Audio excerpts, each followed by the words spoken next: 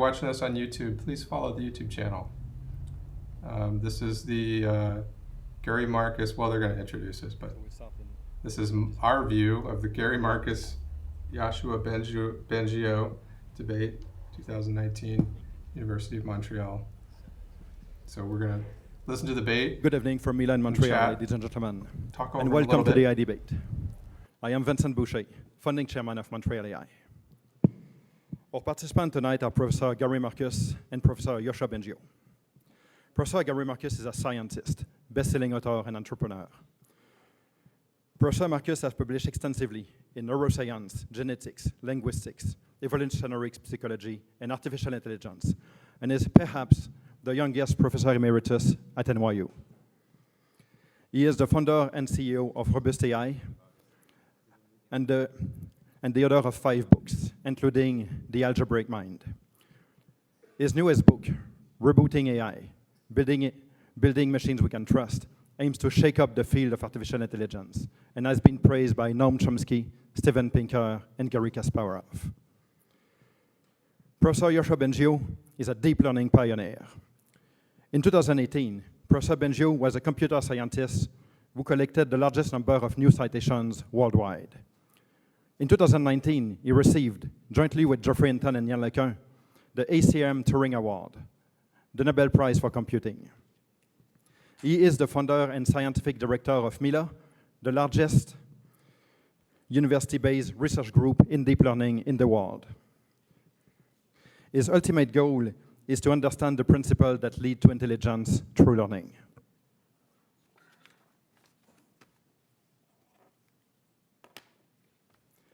This diagram shows the architecture of a 2-layer neural network.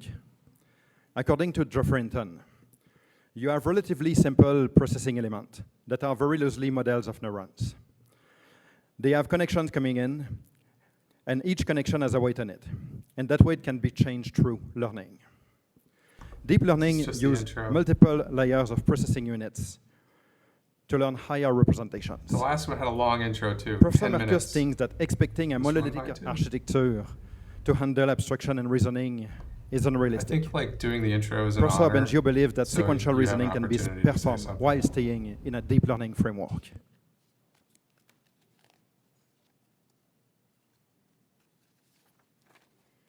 Our plan for the evening. Oh no, I'm not streaming to An opening YouTube, statement only Twitch. by Gary Marcus I'll put out a video and by later. Yoshua Bengio, followed by a response. An interview with Yoshua Bengio and Gary Marcus. Then our guests will take questions from the audience here at Mila, followed by a question from the international audience. This AI debate is a Christmas gift from Montreal AI to the international AI community. The hashtag for tonight's event is AI debate. Montreal AI is grateful to Mila and to the collaborative Montreal AI ecosystem. That being said, we will start with the first segment. Professor Marcus, you have 20 minutes for your opening statement. Marcus first. You got first, last, and then got open debate too. They did a debate before. These two did a debate before, but I didn't see it. Of course, the AV doesn't work. Hang on. It's live. They're going to be AV problems. And I know that you're watching on Twitch, there's ads. You can get around those if you subscribe. And also if you follow, that'd be awesome too. It doesn't cost anything to follow. And if you're watching on YouTube, please like the video and subscribe to our channel.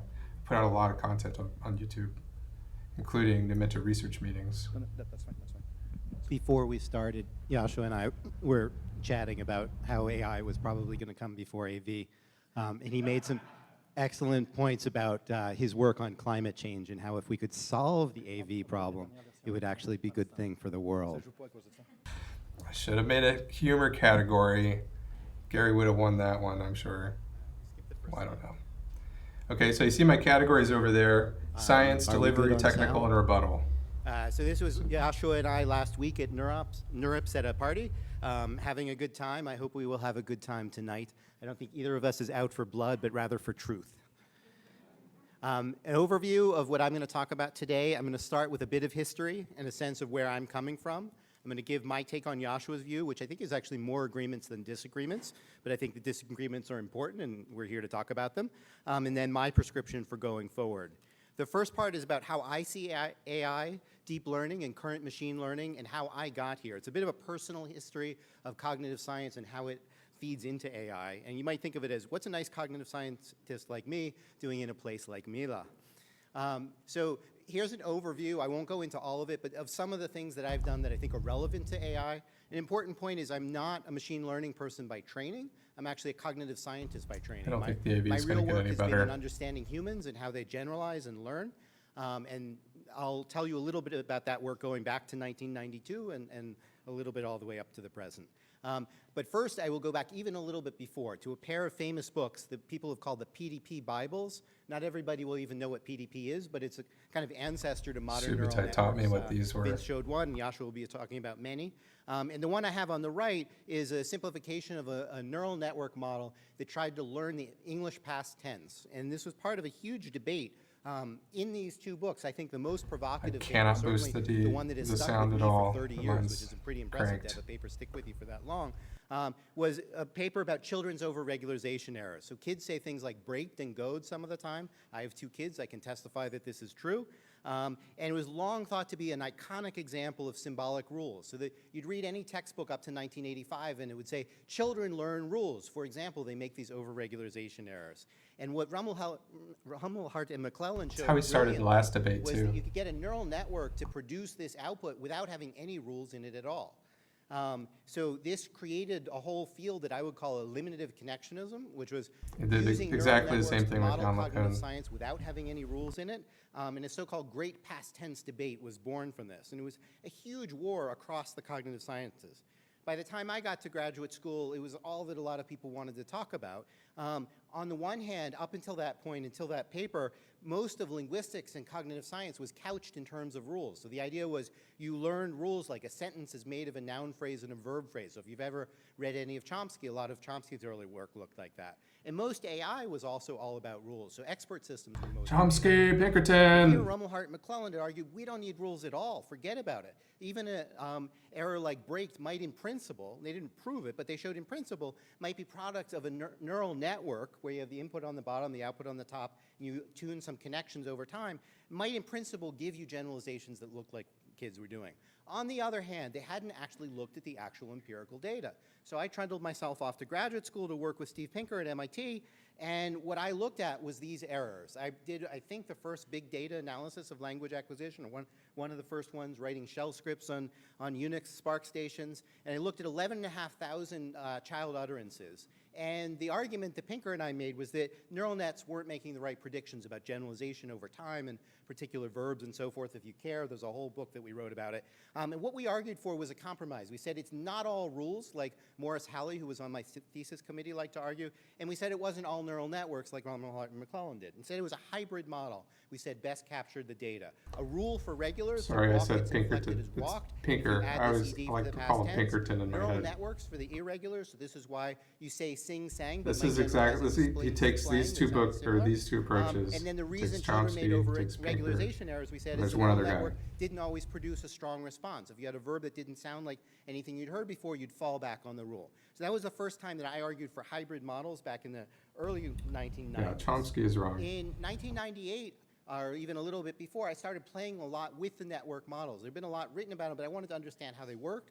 And so I started implementing them, trying them out, and I discovered something about them that I thought was really interesting, which is people talked about them as if they learned the rule in the environment, but they didn't really always learn the rule, at least not in the sense that a human being might. So here's an example. If I taught you the function f of x equals x, or you can think of x equals y plus 0, or different ways to think about it. So This looks just as bad to me, in case you're wondering. Number, and your output is the same thing. And you do this on a bunch of cases. The neural network learns something, but it also makes some mistakes. So if you give it an odd number, which is what I have there at the bottom, after giving it only even numbers, it doesn't come up with the answer that a human being would. And so I describe this in terms of something called a training space. So let's say the yellow examples are the things that you've been trained on, and the green ones are things that are nearby in space to the ones you've been trained on. The neural networks generally did really well on the yellow ones and not so well on the ones that were outside the space. So near perfect at learning specific examples, good generalizing within a cloud of points around that, and poor generalizing outside that space. I wrote it up in cognitive psychology after having some battles with reviewers we could talk about sometime later. And the conclusion was that the class of eliminative connectionist models that is currently popular couldn't learn to extend universals outside the training space. In my view, this is the thing that I am most proud of having worked on. Some details for later. This led me to some work on infants, and what I tried to argue is that even infants could make these kinds of generalizations that were stymieing the neural networks of that day. So it was a direct, deliberate test of the outside the training space generalization by human infants. So the infants would hear sentences like la ti ti and ga na na. I read these to my son yesterday. He thought they were hilarious. He's 7, or almost 7. And then we tested on new vocabulary. So there would be sentences like wo fe fe or wo wo fe. So one of those has the same grammar as the kids had seen before. So like the other had a the different easiest grammar. sounds to make are the ones that were more hardwired to recognize. That's no surprise at all. And it was a problem for early neural networks. And the conclusion was infants could generalize outside the training space even where many neural networks could not. And I argued these should be characterized as learning algebraic rules. It's been replicated a bunch of times, and it led to my first book, which was called The Algebraic Mind. The idea was humans can do this kind of abstraction. I argued that there were 3 key ingredients missing from multi-layer perception. So he's missing the movement through space here. Abstract relations. What it is learning how to apply the ability to robustly represent complex functions to space that changes the state of the space through time. Systematic way to track individuals. That's how we should think about it. We will talk about the first 2 today, probably algebra. Unless you think about math, think about the other way around. A lot of attempts to use multi-layer perceptrons as models of the human mind. I wasn't really talking about AI, I was talking about cognition. Such models, I argued, simply can't capture the flexibility and power of everyday reasoning. And the key components of the thing I was defending, which I would call symbol manipulation, I didn't invent it, but I tried to explicate it and argue for it, are variables, instances, bindings, and operations over variables. So you can think in algebra, you have a variable like x, you have an instance of it like 2, you bind it, so you say right now x equals 2, or my noun phrase equals the boy, and then you have operations over variables. So you can add them together, or you can put them together, concatenation if you know computer programming, you can compare them and so forth. Whoops. If he talked about that as movement through space, it would make sense, but he's not. Together, these mechanisms operations over variables as movements through space. So computer programs do this all the time. You have something like the factorial function. He's using the wrong verbiage computer here. Programming, it automatically generalizes to all instances of some class, let's say integer. Once you have that code, pretty much all of the world's software takes advantage of this fact. And my argument from the baby data was that human cognition appeared to do so as well, innately. The subtitle of that first book, and you can't see it that well here, too fast. Was Integrating Connectionism and Cognitive Science. I wasn't trying to knock down neural networks and say forget about it. I was saying let's take the insight of those things. They're good at learning, but let's put it together with the insights of cognitive science, which a lot of which have been about using these symbols and so forth. And so I said, even if I'm right that symbol manipulation plays an important role in mental life, that doesn't mean we shouldn't have other things in there too, like multi-layer perceptrons, which are the predecessors of today. Where he's saying symbols, he should be saying objects. Ignored, I think, if he could say objects instead of symbols, people, I think, started paying attention we might be able to communicate with him. But it did inspire a seminal book on neurosymbolic approaches, which I hope some people will take a look at, called Neurosymbolic Cognitive Reasoning. And I'm going to try to suggest that it also anticipated some of Yoshua's current arguments. I stopped working on these issues. I started looking at innateness. I learned to play guitar. That's a story for another day. Didn't talk about these issues at all until 2012 when deep learning became I read that book. It was a front page story in the New York Times. A lot of name dropping about people he's played guitar with. I've seen this movie before, and I was writing for the New Yorker at the time. While and I researching wrote a piece, the and I book. said, realistically, deep learning is only part of the larger challenge of building intelligent machines. Such techniques lack ways of causal relationships. We'll have no negative voting. We've been over this. No obvious ways of performing logical inference. There's still a long way from integrating abstract knowledge, and I once again argued for hybrid models, deep learning as just one element in a very complicated set of machinery. Then in 2018, deep learning got more and more popular, but I thought people were missing some important points about it, and so I wrote a piece. I was actually here in Montreal when I wrote it. It was called Deep Learning, a Critical Appraisal. It outlined 10 problems for deep learning. I think it was on the suggested readings for here. You got a ton of flack. And the failure to extrapolate beyond this pace of training was really at the heart of all of He those got a things. lot I of got a ton attention. of flack on Twitter. You can go back and search and see some of the Attention. history. I felt like I was often misrepresented as saying we should throw away deep learning, which is not what I was saying. And I was careful in the paper to say in the conclusion, despite all the problems I've sketched, I don't think we need to abandon deep learning, which is the best technique we have for training neural networks right now, but rather we need to reconceptualize it not as a universal solvent, but simply as one tool among many. So the central conclusions of my academic work included the value of hybrid models, the importance of extrapolation, of compositionality, acquiring and representing relationships, causality, and so forth. Part two, Yoshua, some thoughts on his views, how I think they've changed a bit over time, a little bit about how I feel misrepresented, direct, and how our views isn't are it? or not similar. The first thing I want to say is I really admire Yoshua. For example, I wrote a piece recently skewering the field for hype, and I said, but you know, a really good talk is one by Yoshua Bengio, a model of being honest about limitations. I also love the work that he's doing, for example, on climate change and machine learning. I really think he should be a role model in his intellectual honesty. He did not do this with Jan in his LeCun. sincerity to make the world a better place. My differences with him are mostly about his earlier views. We first met here in Montreal 5 years ago, and at that time I don't think we had much common Not ground. so I felt like much he was putting praise. too much faith in black box deep learning systems.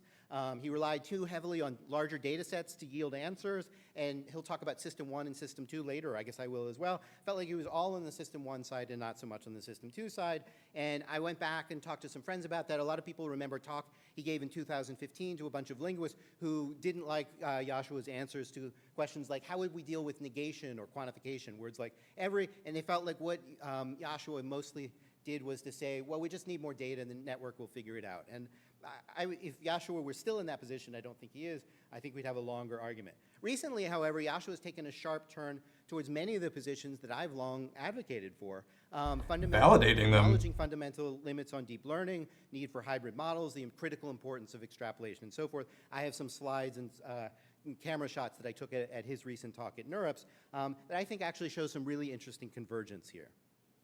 So, He did get sassy at the last one. I'll talk about my position, the right way to build hybrid models, innateness, the significance of the fact that the brain is a neural network, and what we mean by compositionality. And that's it. I think we actually agree about most of the rest.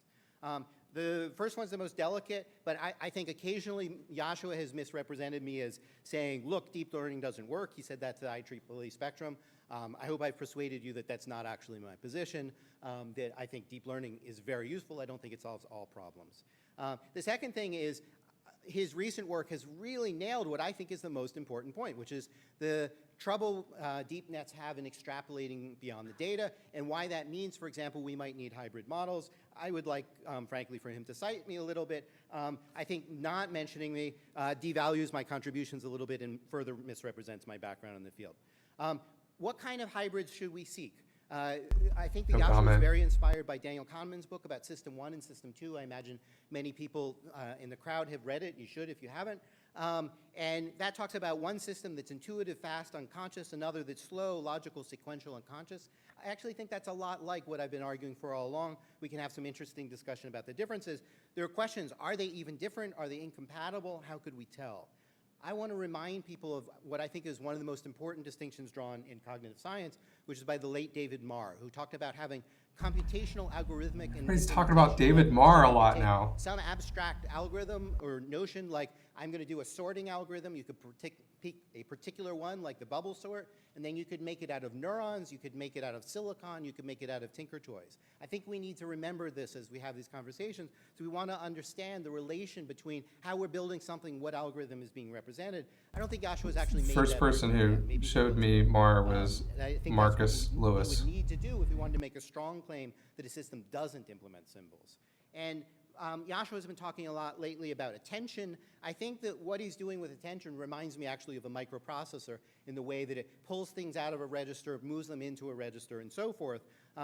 And so in some ways it seems as if it behaves at least a lot like a mechanism for storing and retrieving values of variables from registers, which is really what I have cared about for a long time. This is bull. That doesn't make any sense to me. From Yoshua against symbols. Here's something in an email he sent to a student. He said, "What you're He rushed proposing, past that slide, didn't he? That didn't make any hybrid doesn't sense. work. This is what generations of AI researchers have tried for decades and failed. I've heard Yeah, this the a lot, vision not just stuff, from that's what Yoshua, Marcus but I think liked. it's misleading. The reality is that hybrids are all around us. The one word that you symbol use is the getting most totally probably is Google misused. Search, which is actually a hybrid between knowledge graph, which is classic symbolic knowledge, and deep learning like Everything's an object. In my mind, AlphaZero, that is the world my champion, or model, was until everything's an recently, world object. A champion, symbol is an but it was object. just The idea of a just symbol is an big Professor object. Marcus, you have 5 more minutes. 5 more minutes. AlphaZero Hammer. is also a hybrid. OpenAI's Rubik's Cube solver is a hybrid. There's great work by Josh Tenenbaum and June. He's saying they're Mao, already which is also hybrids. a hybrid that just came out this year. Another argument that Yoshua has given is that lots of knowledge isn't conveniently represented with rules.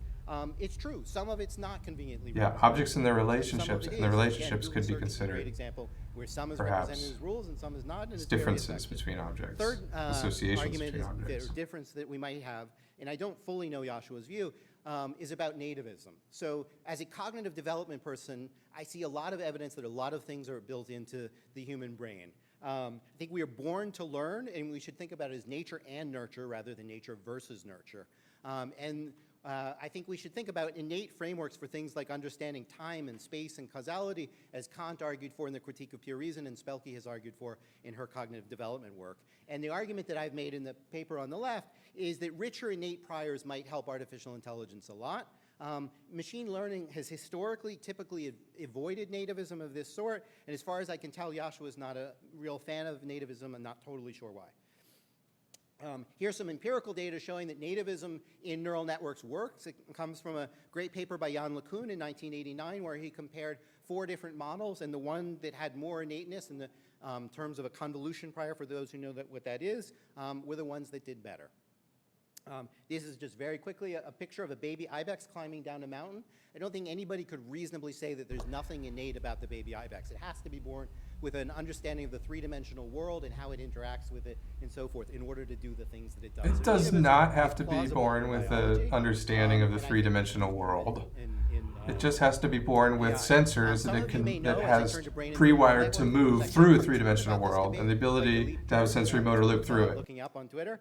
And in the cartoon version of the debate, Yoshua wins by saying, your brain is a neural network. And everybody was, wow, I guess Yoshua was right after all. And Yoshua did, at least half in jest, make a similar argument to me on Facebook when he said, your brain is a neural net all the way. Of course, deep neural networks aren't really much like brains. I've been arguing that for a while. There are many cortical areas, many neuron types, many different proteins in different synapses, and so forth and so on.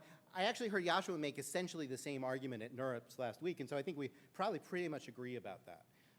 He made a beautiful argument about degrees of freedom in particular that I loved. But the critical question is really what kind of neural network is the brain? So going back to Mara's distinction, you could build anything you want, any computation you want out of Tinker Toys or out of neurons. We really want to know whether the brain is a symbolic thing at the algorithmic level or not, and then we ask, well, how is that implemented in neurons? So simply knowing that the brain is a network made of neurons doesn't actually tell us that much. We really want to know what kind of network it is. There's another argument. People say, well, symbols aren't biologically plausible. I think this is a ridiculous argument. Right. When my son learned long division last week and followed Yeah, he's covering way too much content. This is a sign. We do at least some symbol manipulation He some of the hasn't time. simplified In his fact, in the 80s, argument. people knew this, and they said, well, symbols are the domain of conscious rule processing. They're just not what we do unconsciously. Pinker and I said, well, language isn't that conscious, and we use symbols in language too. The real question is not whether the brain is a neural network. It's how much Good of it point, involves Flo. symbolic as opposed Correct to term other for processes. deep neural networks is Even if the compositional brain function never manipulated symbols, approximator. which is counterfactual to our world, why exclude them from AI? We can't prove that they're inadequate. They have proven utility. Most of the world's computer code is written in it, and so forth. And importantly, lots of the world's distilled knowledge comes in the form of symbols. So, everything in Wikipedia is symbolic. We'd like to be able to use that in our machine learning systems. 5, compositionality. Yoshua has been talking a lot about compositionality, and I think he will tonight. I think he means something different than I mean by it. So I'll let him give his description later, but I think it's partly about putting together different pieces of networks and so forth. I'm really interested in the linguist sense, which is how you put different parts of sentences together into larger wholes.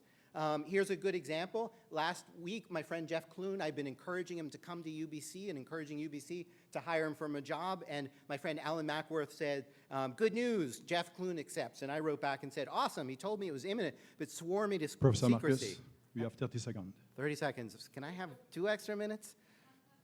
Unfortunately, no. The hammer. Be able to do the recursion. Boom, boom.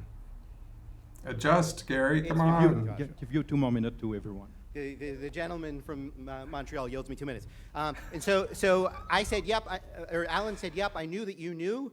And eventually we get to everyone in this room now knows that Alan knew, that Gary knew, that Jeff was going to accept the job at UBC. I don't think we can represent that in today's world. He is all over the place. So we can barely get a system to represent the difference between eating rocks and eating apples. And this famous quote, you can't cram the meaning of an entire effing sentence into a single vector, I think still stands. Compositionality is not just about language, so it's also about learning different concepts and putting them together in different ways. Here's my kids inventing a new game. 10 minutes later, they've combined things that they know. Children can learn something in a few trials, and we haven't figured out how to do that yet. Synthesis, what I hope people will take away from this. Conclusions, the biggest takeaway from this debate should be about the extent to which two serious students of mind and machine have converged. We agree that big data alone won't save us. We agree that pure homogeneous multi-layer perceptrons on their own won't be the answer. We both think everybody going forward should be working on the same things. Compositionality, reasoning, causality, hybrid models, extrapolation beyond the training space. And we agree that we should be looking for systems that represent more degrees of neural freedom respecting the complexity of the brain. At the same time, I hope to have convinced you that symbol manipulation deserves a deeper look. I'm going to give them a delivery point too. That we've rejected it prematurely, that hybrid neurosymbolic models are actually thriving, and there's nothing more than prejudice holding us back from embracing more innateness. The real action in compositionality is understanding complex votes on the board, and ideas in terms of their parts. AI has had a lot of waves of things that come and go. In 2009, deep learning was down and out. A lot of people dismissed it. I have a friend who saw Jeff Hinton give a talk when only one person came, or poster, excuse me. You have 30 seconds. Luckily, Bengio, LeCun, and Hinton kept plugging away despite resistance. I hope people doing symbols will keep plugging away. Here's my prediction in my last slide. When Yoshua applies his formidable model building talents, which I envy, to models that acknowledge and incorporate explicit operations over variables, magic will start to happen. Thank you very much. Thank you, Professor Marcus. That was like a hurricane. You got 3 pity points on delivery from that. All right.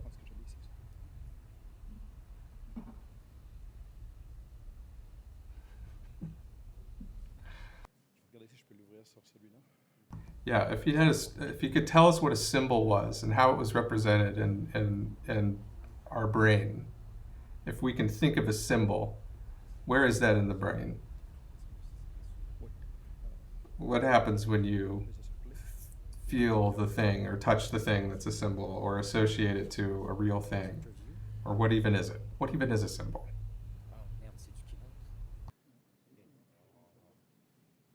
He needs to get on the object train. Let's talk about objects. A symbol is an object. You can represent a symbol as an object. All symbols are objects. If you think about it like that, then symbol is not that important. If maybe his symbol means an association between objects, then sure, if you want to call it that. But that's the representation that's important. And the representation is in the object. And its association is like where and how it overlaps in experience with other things.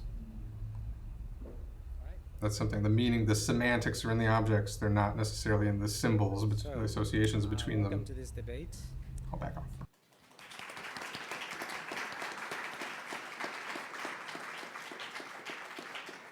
And thanks, Marcus, for setting up and talking first. So I took a lot of notes.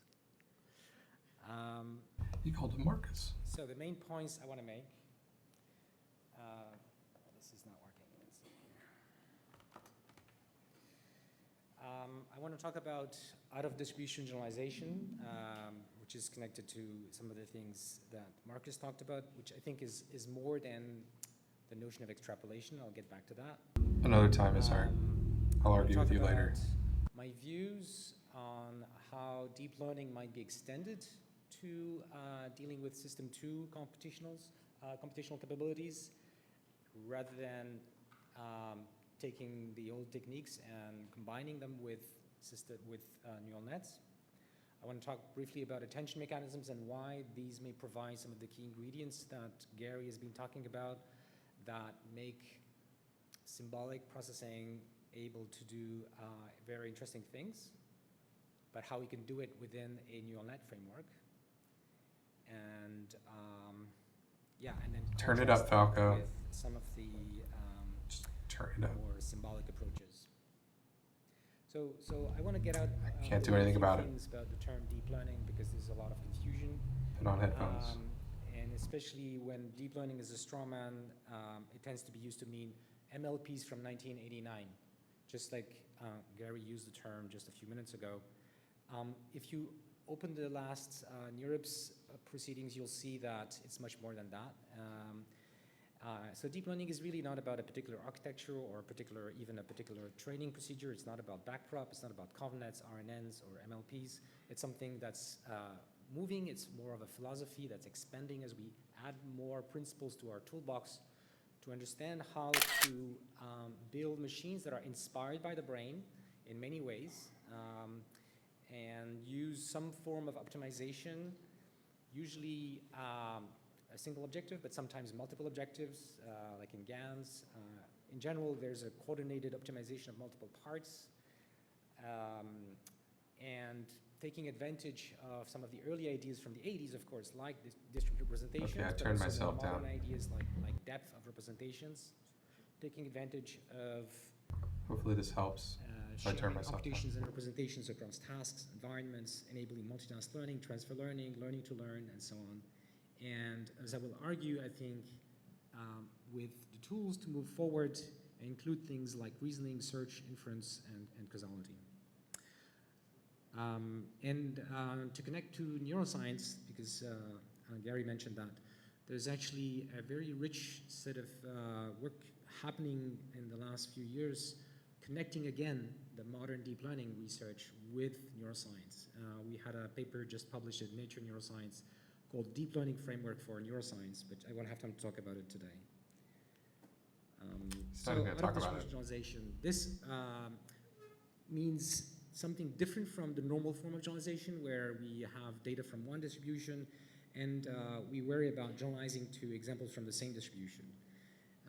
When we talk about extrapolation, Gary, it's not clear whether we're talking about generalizing to new configurations coming from the same distribution. So you have to think about the notion of distribution to be able to make a difference. For agents in the world, this is very important because what they see changes in nature because of interventions of agents, because of moving in time and space and so on.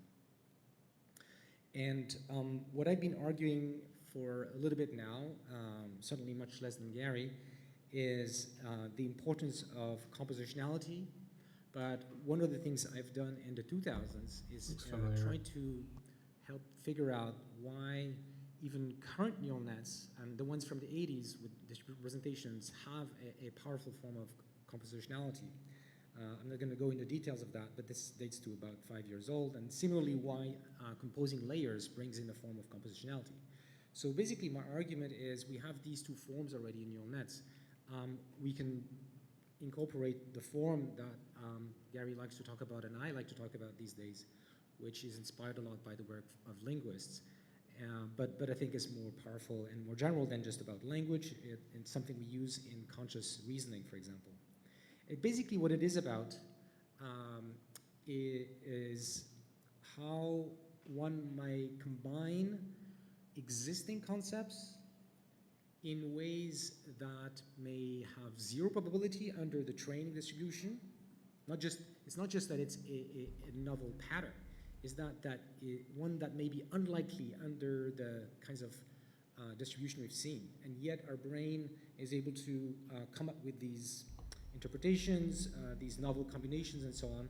And at NeurIPS, I gave this example of driving in a new city where you have to be a little bit creative in combining the skills you know in novel ways in order to solve a difficult navigation problem. Now, this issue is not new in deep learning. I mean, in the sense that people have been thinking about it at least for a few years, and actually would say it's one of the hardest areas in deep learning. And we haven't solved it, but I think people are starting to understand it better. And one of the ingredients which I and others have been thinking is crucial in this exploration is attention. It's definitely more technical. So attention is interesting because Gary was it just changes all over. very nature of what the standard neural nets can do in many ways. It creates dynamic connections that are created on the fly based on context. So it's even more context dependent, but in a way that can favor the sort of what Gary calls free generalization or something like this, that I think is important in language and in conscious processing. So why is that?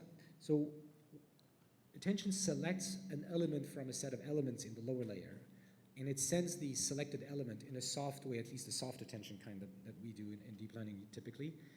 And so the receiver gets a vector, but it doesn't know where that vector comes from.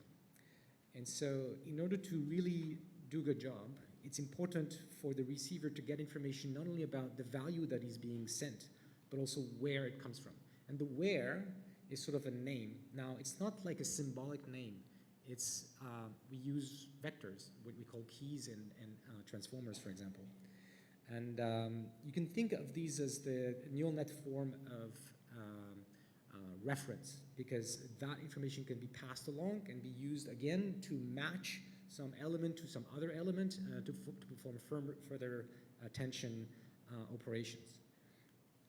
So this also changes neural nets from vector processing machines to set processing machines, which is something Gary talked about in his earlier interventions, and that I think that is important for conscious processing. So I've been talking a lot about consciousness in the last couple of years. There's, of course, a much richer volume of research in cognitive neuroscience about consciousness. And the way that I'm trying to look at this is how we can frame some of the things that have been discussed in cognitive science and neuroscience about consciousness and about other aspects of high-level processing, and frame them as He's not really priors, talking old brain, new brain. He's not structural really or grounding regularizers this to the brain much at all. for building different kinds of neural nets. So one of these priors is what I call the consciousness prior. It's implemented by attention, which selects a few elements of an unconscious state into a smaller conscious state. And in terms of priors, what it means is that instead of knowledge, I don't think this exists. I don't think this makes sense to me at all. I think he's looking at it from the wrong way at all. Every variable can interact with every variable. Isn't this complicated? What this would entail is that at this high level of representation, there's a sparser form of dependency structure, meaning that there are these dependencies which you can think of like a sentence, like if I drop the ball, it will fall on the ground, which relate only a few variables together. Now, of course, each concept like ball can be involved in many such sentences. And so there are many dependencies that can be attached to a particular concept. But each of these dependencies is itself sort of sparse, involves few variables. So we can just represent that in machine learning as a sparse graphical model, a sparse factor graph. So that's one of the priors. And the reason why such a prior would be interesting is that it's something we desire for the kinds of high-level variables, factors that we communicate with language. So there's a strong connection between these notions and language. The reason being that the things we do consciously, we are able to report through language. Whereas the things we don't do consciously that are going below the level of consciousness, we can't report. And presumably there's a good reason for this because it's just too complex to be put in a few simple words. But what's interesting is that if we can put these kinds of priors on top of the highest level of representations of our neural nets, then it will increase the chances of finding the same sorts of representations that people use in language. So I call them semantic factors. Another prior that I've been talking about has to do with causality and changes in distribution, because remember I started this discussion by how do we change our ways in improve our deep I don't nets think so there's, that you they can should be more separate robust to system 1 changes and in system distribution. 2 the way There's a it's fundamental problem with being changes in discussed distribution, currently. which is that That's the if same we system. let go of the IID hypothesis at that through the test different data lenses. is the same distribution as the training data, then we have to add something else, right? This is something fundamentally important in order to cope with changes in distribution. Otherwise, the new distribution could be anything, right? So we have to make some sort of assumptions, and I presume that evolutionists put these kind of assumptions in human brains and probably animal brains as well, to make us better equipped to deal with those changes in distribution. And so what I'm proposing as a prior here, and really inspired a lot by the work of people like Shopkoff and Peters and others in causality, is that those changes are the result of an intervention on one or a few high-level variables, which we can call causes. So there's this prior that many of the high-level variables that I'm talking about are causal variables. In other words, they can be cause, or they can be effect of something, or they related to how a cause causes an effect. And the assumption here is that the change is localized, right? It's not that everything changes when the distribution changes. If I close my eyes, There's almost 1,000 people watching. or I put some 918. glasses, there's only We have one bit that 33, changes, that's just like one variable change is valid. 3%. And That's we pretty can damn good. exploit this assumption in order to learn representations that are more robust to changes in distribution. This is what I talked about in my NeurIPS presentation. And we can It's as exploit loud as that it's by gonna get introducing a for meta-learning V2. objective that says better representations of knowledge have this property that when the distribution changes, very few of the parts of the model need to change in order to account for that change. And so they can adapt faster. They can have what's called smaller sample complexity. They need less data in order to adapt to the change. Another thing that we have explored is related to modularization and systematic generalization, as the idea that we're going to dynamically recombine different pieces together, different pieces of knowledge together, in order to address a particular current input. So we have a recent paper called Recurrent Independent Mechanisms, which is one first stab at that. And I'm not going to go through the whole thing, but some of the main ideas is that we have a recurrent net. It's broken down into smaller recurrent nets, which you can think of different modules, which we call independent mechanisms. They have separate parameters. They're not fully connected to each other, and so the number of free parameters is much less than in the regular big recurrent net. Instead, they communicate through a channel that uses attention mechanisms, such that they can basically only send these named vectors, these key value pairs, in a way that makes it more plug and play, that the same module can take as input the output coming from any module, so long as they speak the right language, that they fill the right slots, if you want to think in a symbolic sense. But it's all vectors, and it's all trainable by a backprop. And there's also a notion of sparsity of which modules get selected in the spirit of the global workspace theory, which comes from cognitive neuroscience. All right, so let me list a few of these priors. I've already mentioned a couple, and others I had not really time to mention. So there's the consciousness prior. The idea that the joint distribution of the high-level factors is a sparse factor graph. Another one I didn't talk about, but of course that's a good idea. Has I got to give nice Yoshua analogs in classical good old-fashioned AI a pity science and point. rules, is that the dependencies that I've been talking about I'll put a YouTube video out later. Dependencies defined on instances. It's not like there's a rule for my cat and my cat food. There's a general rule that applies to cats and cat food in general, right? And so we do these kinds of things, of course, a lot in machine learning. Is, you know, in graphical models, these date back to even the convolutional nets and dynamic Bayes nets, which share parameters. And so something like this needs to be there as well at the representation of the dependencies between the high-level factors.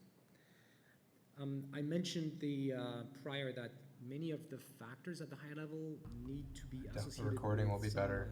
This causal AV is variables, pretty bad. or how causal variables interact with other causal variables. And in the same spirit, and I didn't have time to talk about it because it's really a whole other talk, but very closely related to this subject, agency. So we are agents. We intervene in our environment. This is closely connected to the causality aspect. And the high-level variables, if you look at the ones we manipulate with language, often have to do with agents, objects, None of actions, this stuff makes which sense to me. mediate, the I don't get relationship it. between agents and objects.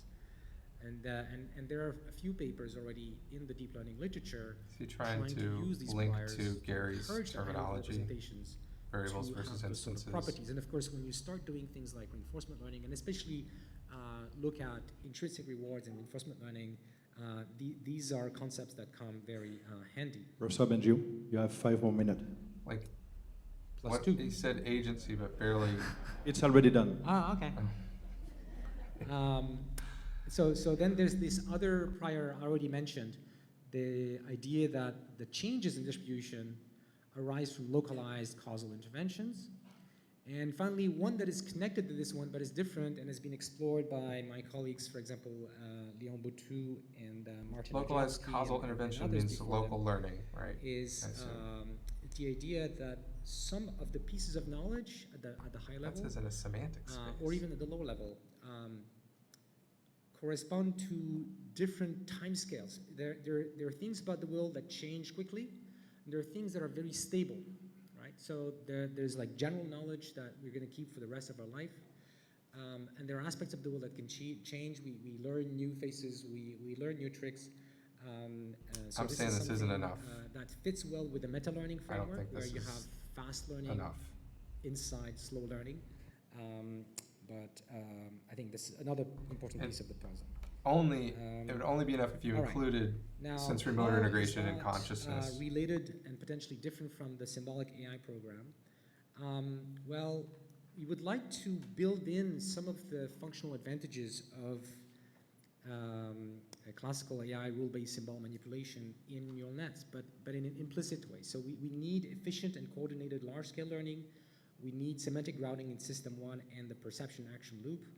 We need distributed representations for generalization, which has been a big success for deep learning. We need efficient search that's based on system 1. We need to handle uncertainty.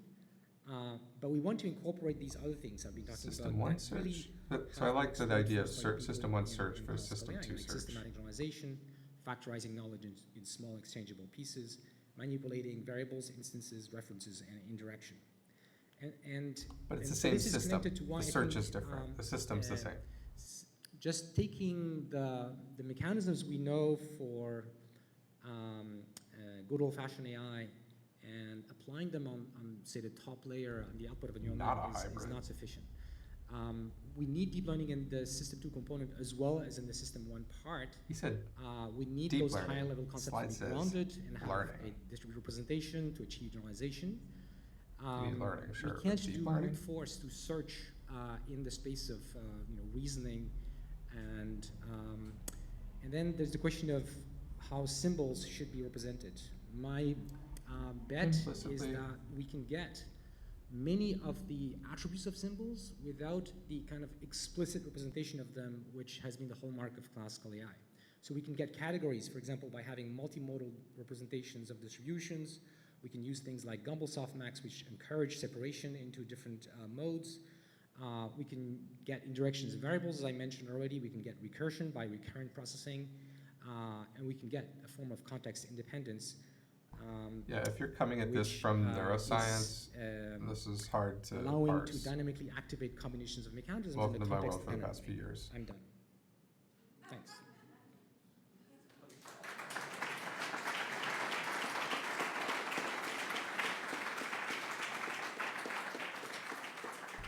All right, get some votes in there if you missed this. Now we're going to have So Marcus, rebuttals. you have 7.5 minutes to answer. But you could vote for at least the first section if you have any points you still want to put out there. Should I go over there? Josh was killing it. Can I have my slides back to show a couple extras? Yes. So I don't think we disagree on all that much, except for your last set of slides. Is it better if I do this? If I can, we're going to get my slides back up, AV again, after AI. So I didn't quite understand your response to Google search in a way. So I trotted out Google search as an example of a hybrid system that works in the real world, that scales, it's massive scale. I didn't talk about Google search. Well, yes, exactly. So your critique of the good old-fashioned AI hybrid system. So let me just say, good old-fashioned AI is symbols all the way. I'm not endorsing that. Right? Ian's not in this contest. You realize symbols plus deep learning. I take Google search to be an existence proof for things that you just said couldn't exist. So you said good old-fashioned AI is not going to be able to represent probabilities well. It's not going to scale I don't understand well. why you talk about Google search. I'm not trying to emulate Google search. I know you're not trying to. I'm trying to get intelligence. Hang on, just 1 second. Can we just go into back and forth instead of doing the 7.5 minutes and just be more freeform about it? So then. 15 minutes for both. Yeah, great. So right, you're not trying to build Google search. You're trying to build an intelligent system. Just going to talk. Yes. Google search is in some ways an intelligent system and some not.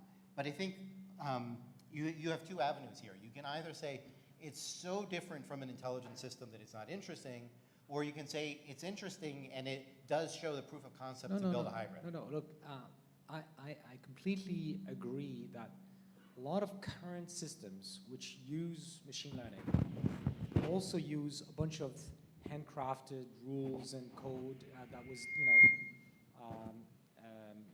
designed by people based on their understanding of the problem. This is how state-of-the-art systems, in particular dialogue systems, I think is even a more obvious example where current state-of-the-art systems combine machine learning and with a lot of handcrafting.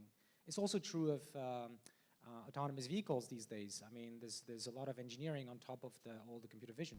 So much better. There's no question. I don't think we disagree on this. The question is, where do we go next in order to build something that's closer to human intelligence?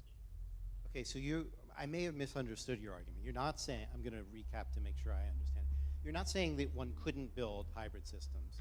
You were saying... They already built. That's what I was saying, but okay. Then I misunderstood your argument.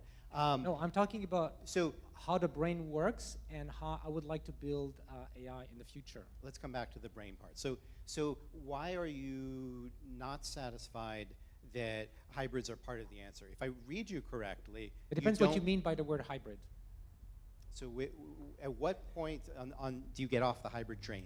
So I get off the hybrid train when it's about taking the good old algorithms, like in production systems and ontologies and rules and logic, which have a lot of value and I think can serve as inspiration, and trying to take them, basically glue them to neural nets. So people have been trying to do these kinds of things for a long time. In the 90s, there was a lot of symbolic work and so on. And I've tried to outline in my last couple of slides, and I guess I misunderstood that I had 2 more minutes left, but I tried to outline the reasons why it couldn't work. And it's not just about how the brain works, but for machine learning reasons, for practical computational reasons. So one of them is search. So right now, what I mean by search is what we do when we have the knowledge in, say, things like rules, System 1 and System 2 search. And now we can dynamically choose which parts go with which parts in order to come up with a new conclusion. This is what reasoning and planning are essentially about. And if you introspect a little bit about how humans plan and how humans reason, we don't explore a zillion different trajectories of possible ways of combining things and then pick the one that works best according to some criterion. Will clear all your votes. Go and just a warning. Try one thing, and sometimes two, and if it really doesn't work, we try 3 or 4. Go masters go up to 50, okay, but like their brain is weird because they've been trained, or people who are really good at arithmetic and so on. But like normal behavior involves this very intuitive sort of like we know where to search. And that's based on system one. That's based on something that we don't have conscious access to that knows where to search. And so that's one reason why we can't use the old algorithms. The other reason is that the symbols themselves, we need to so we already know how to search. In that a doesn't richer make way. sense. Like the reason why connectionists We really don't wanted to understand the depart structure from enough to do the symbolic search. processing because they thought that At least. it wasn't sufficiently rich kind of representation. In order to get good generalization, you want to represent everyday concepts like words in natural language by sort of this sub-symbolic representations that involve many attributes. And this allows to generalize across similar things. And I've read some of the things you wrote, and you could say, well, these attributes are like symbols themselves. Sure, you could do that. But the important point is now you have to manipulate these rich representations, which could actually be fairly high dimensional. We need to keep that from the neural net world. Yeah, and of course we need to keep the things that have worked well in machine learning, which include representing uncertainty, which some people are doing, like Josh Tenenbaum with probabilistic programming and so on. So I think there are some efforts going in those directions, but we need to keep these ingredients together. So I'm going to mostly emphasize our agreements here.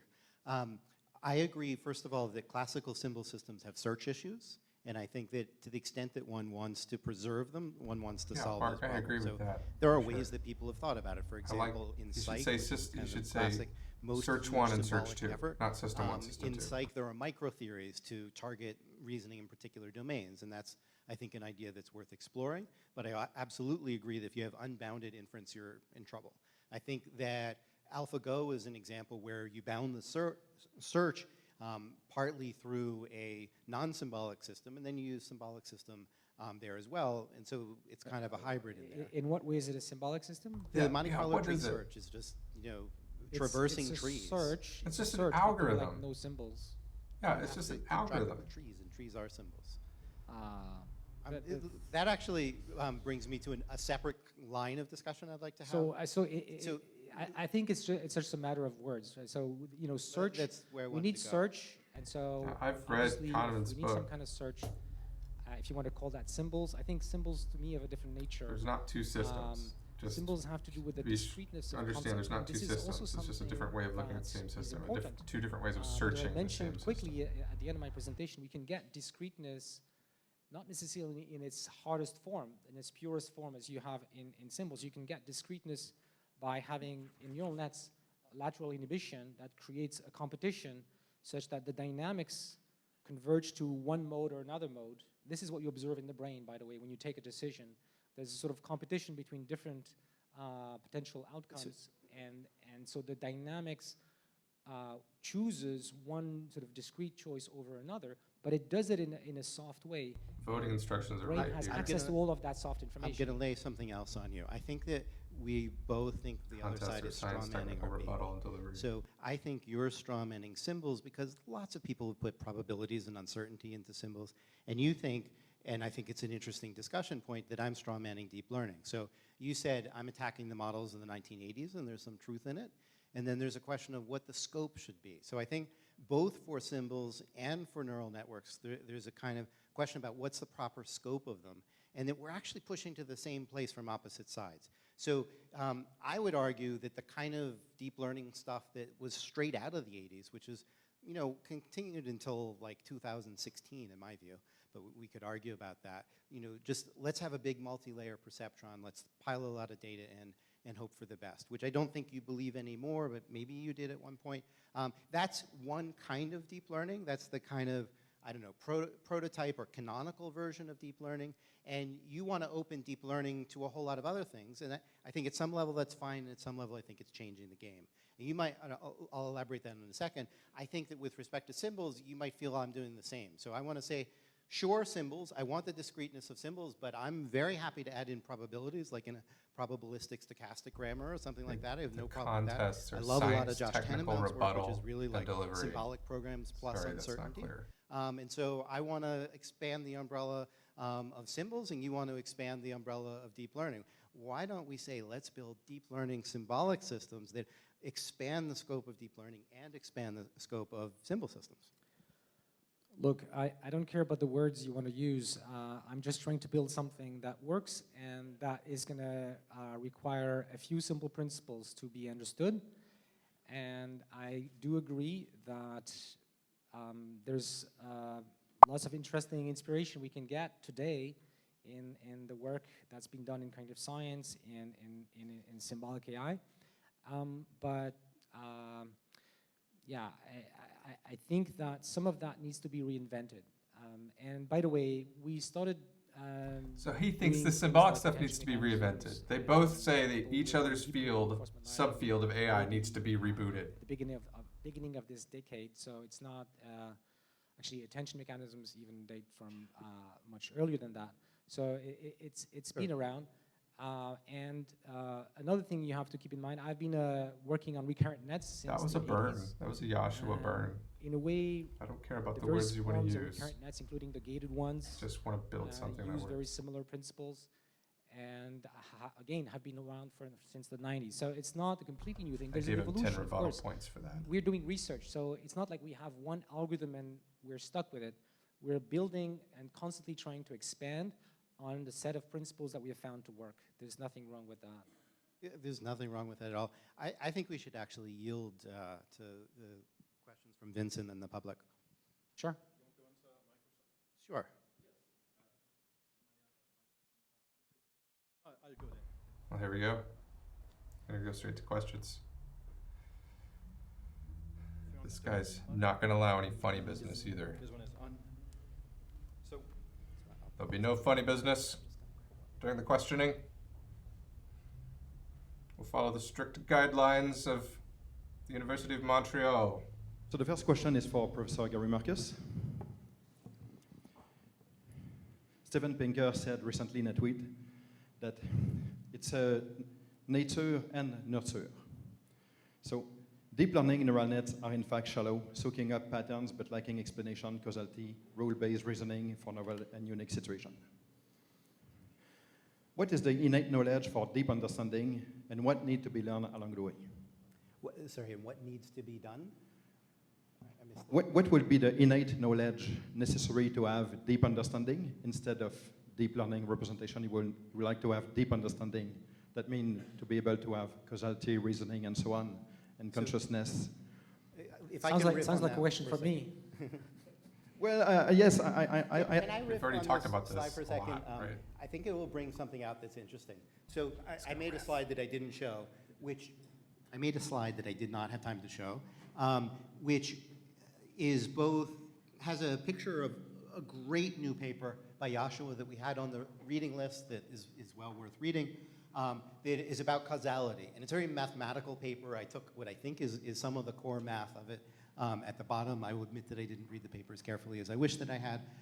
But Yoshua is going after causality by trying to make some clever observations about how distributions change over time relative to interventions that are made, which is, of course, the classic thing that we try to do when we run experiments, and he's got, I think, some very clever ways of going after that within neural networks, and God bless him. I think it's great work. It's not the work that I would do, but I think it's terrific.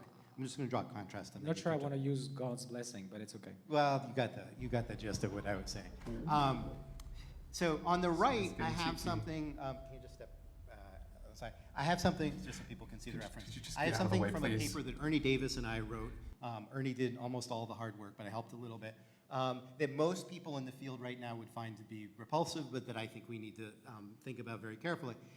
Ernie created a logical formalism for understanding something very simple, which is containers. So I have water in this. If I tilt it, the water will fall out. What happens if I drop the microphone in it? Well, maybe not the electrical part of that, but So just containers are innate. physical reasoning about it. And the formalism that Ernie came up with that I think is responsive to your question is something that broke things into time, space, manipulation, things about rigid objects and the histories of objects. So he did a very careful analysis of the knowledge that one needs in order to do this basic thing. But it's not a trivial thing, because we use container metaphors for a large fraction of the things that we talk about. I don't want to say it's 50%, but it's significant. So for example, we can think of a container as a lake. We can think of a cup as a lake.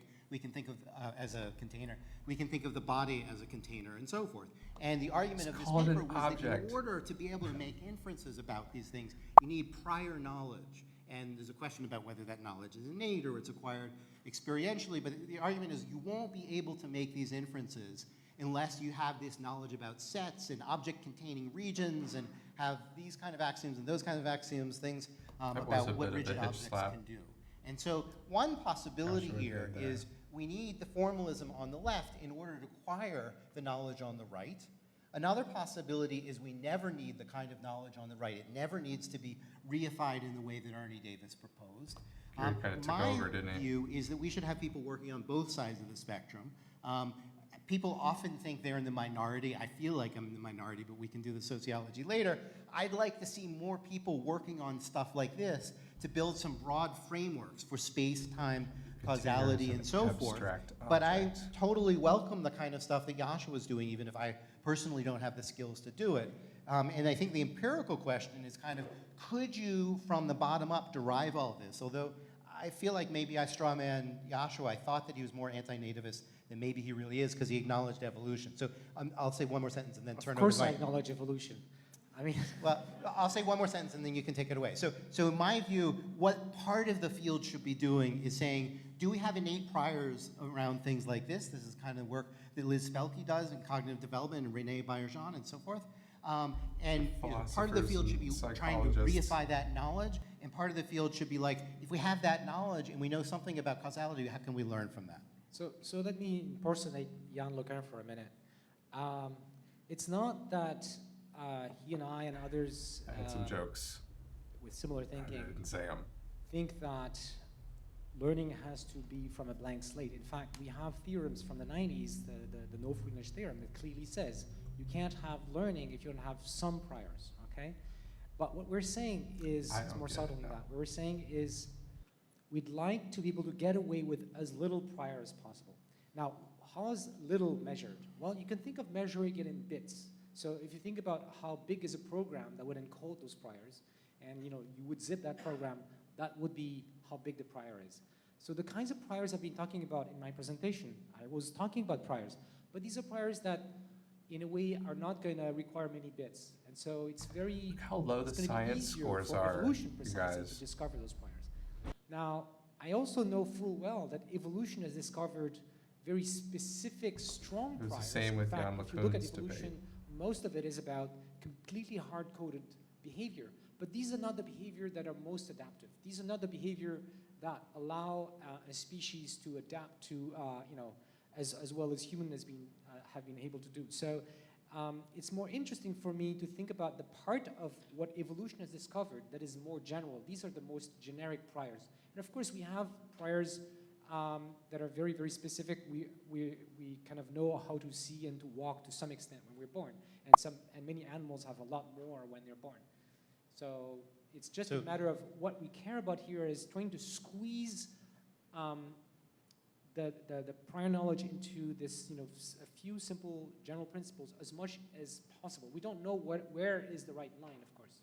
So to use your language, you have a soft prior, which is that you want as little innate stuff as possible. I have a meta prior, which I want as little prior as possible. Right. So this is a place where we at least disagree in taste.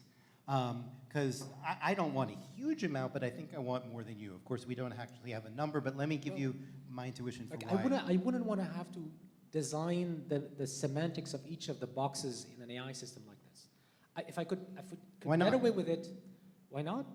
Because, I didn't say why we want to have as little prior as possible, is because these lead to more general purpose machinery that can be applied to a wider spectrum of behaviors, environments, problems, and so on. It's as simple as that. Well, I guess I got two things to say there, but one is actually from Jan's work, since you mentioned it. And we actually argued about this very thing the other day when we were at NeurIPS last week on a panel. In this particular empirical case, having more of a prior was actually better, right? So in this particular case, having a convolutional prior made the system better off. It did restrict the range. It's a very small prior. It's like 3 lines of code of difference, right? It's not a big change in the amount of information. compared to the classical computer vision that was done before ConvNet. Why does where Gary you get had his to whole design slide deck? functions by hand completely? So let's So say that's that the way it's to think about three it. very brilliant lines, right? Jan shared the Turing award with you for those 3 brilliant lines, in essence, right? Yeah, they principles were matter. hard-won, they were very clever, they've been very valuable to the world. Maybe, I got 25 boxes up there, they're 3 lines each, and we just need, 24 more discoveries of that magnitude. Is the genome big enough to encode all those? 95% of our genes are involved in brain development. I think there's room in there to encode, that many, maybe 10 times more. There's lots of room in the genome, but clearly not enough to encode the details of what your brain is doing. So it has to be that learning is explaining the vast majority of the actual computation done in the brain just by counting arguments. That's good. So That's 20,000 odd genes with 100 billion neurons. It's the learning 1,000 rules. times more connections. I have the other one I wanted to show. What are the learning rules? What So are the that was what this book structures? was about. How are Was, different structures what I call learning? the genome shortage. How are they connected to each other? The idea was we only have so many genes, let's say 20,000 genes. We thought it was 30 when the book was written. We have 86 billion neurons. And so what is the implication of that? So the genome shortage argument was, well, we have to learn it all. But I think that the more nuanced... No. Nobody said you have to learn it all. Again, you're doing the straw man thing. But let me give you the... Nobody says that. Nobody in their right mind says that. So, I mean, it's partly a question about what our bid is. I want to have 20 things in this debate that Jan and I had. in line, I put 10 on Yoshua. the board, and Oh, he by the said way, none. The things you put on the board, I agree with most of them. In fact, most of them, they are small priors. They don't require a lot of bits to be specified. So So those were I'm things, fine with since I don't have the slide up, those were things like spatiotemporal continuity as Yes. being innate. Well, you have them in ConvNets. Well, not the part about you could track an object over time, know that it still exists. Well, but it's user spatial continuity. it's related. I mean, it's really translational invariance. But What are they saying? and It's actually I more mean, than the other it's- things it's I had on actually the more list. It's actually more than that because of the pooling. But yeah. The other thing that I had on the list I were missed a things little like of that. symbolic It seemed priors, like that should be so operations unrolled a over little. variables. Those I think you'd be less comfortable with. I am totally comfortable with operations over variables. It's just that the meaning of operations and variables is different for me and for you, right? So I'm Yeah, I thinking did of the Jan operations as LeCun little earlier vignettes that do today. things that are not just discrete, that manipulate rich representations. And I think of variables as indirection, passing information about references, about keys, about the nature and types that can be rich rather than symbolic. But besides, I agree with the need for references, for example. I mean, in a way, that's all I really want. So that you've made me a happy man. I'll tell you another time that you made me really happy earlier tonight. You talked about having reference without knowing where it comes from. And No, I'm saying the reason you need reference is He to is looking for be able something to to know hang him where with. the value you're getting comes See from. what it's looking like on our That's the reason AI these debate neural Twitter nets hashtag. need to propagate not just values, but also names, except those names are going to be vectors as well. you're more symbolic than I. I'm finding it harder and harder to disagree with you. We'll take another question. What? Where's the The second deep question learning? is for both Yoshua and Gary. But So he says Montreal AI it requires asked to deep Jeff learning. Bloom. Nail that down. Jeff Bloom said, 99% of machine learning community is focused on what Jeff Bloom called the manual path to AI. Yeah, I think The manual path to AI. Manual path. I feel like Joshua just got carried agree with Which him. is, we manually identify building blocks of AI with the assumption that one day we I will still think somehow Joshua's put them wrong. all together. Do you think a higher fraction of our collective effort should be reallocated into the alternate path of AI generating algorithm that Jeff proposed, wherein we simultaneously meta-learn the architecture, meta-learn the learning algorithm themselves, and we automatically generate the training environment themselves? Well, I like this question very much because I missed the worked question. on this question in the early 90s with my brother Sami, and it was essentially the subject of his thesis proposal, of his thesis. And this was one of the first papers on meta-learning we were trying to meta-learn a synaptic learning rule.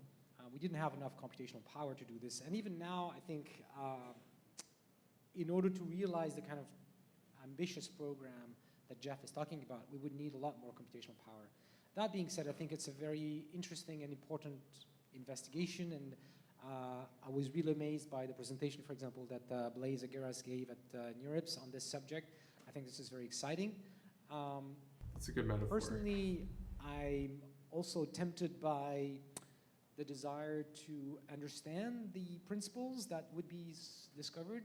And so when I tried doing this I can't control the volume, guys. I'm sorry. What I quickly realized is the same volume as the you can't live stream I'm learn seeing. something like this completely in the abstract. It really helps a lot if you put in a bit of the right structure. And in order to do that, you need to do experimentation of the kind we do normally in machine learning, where you design the learning algorithm completely.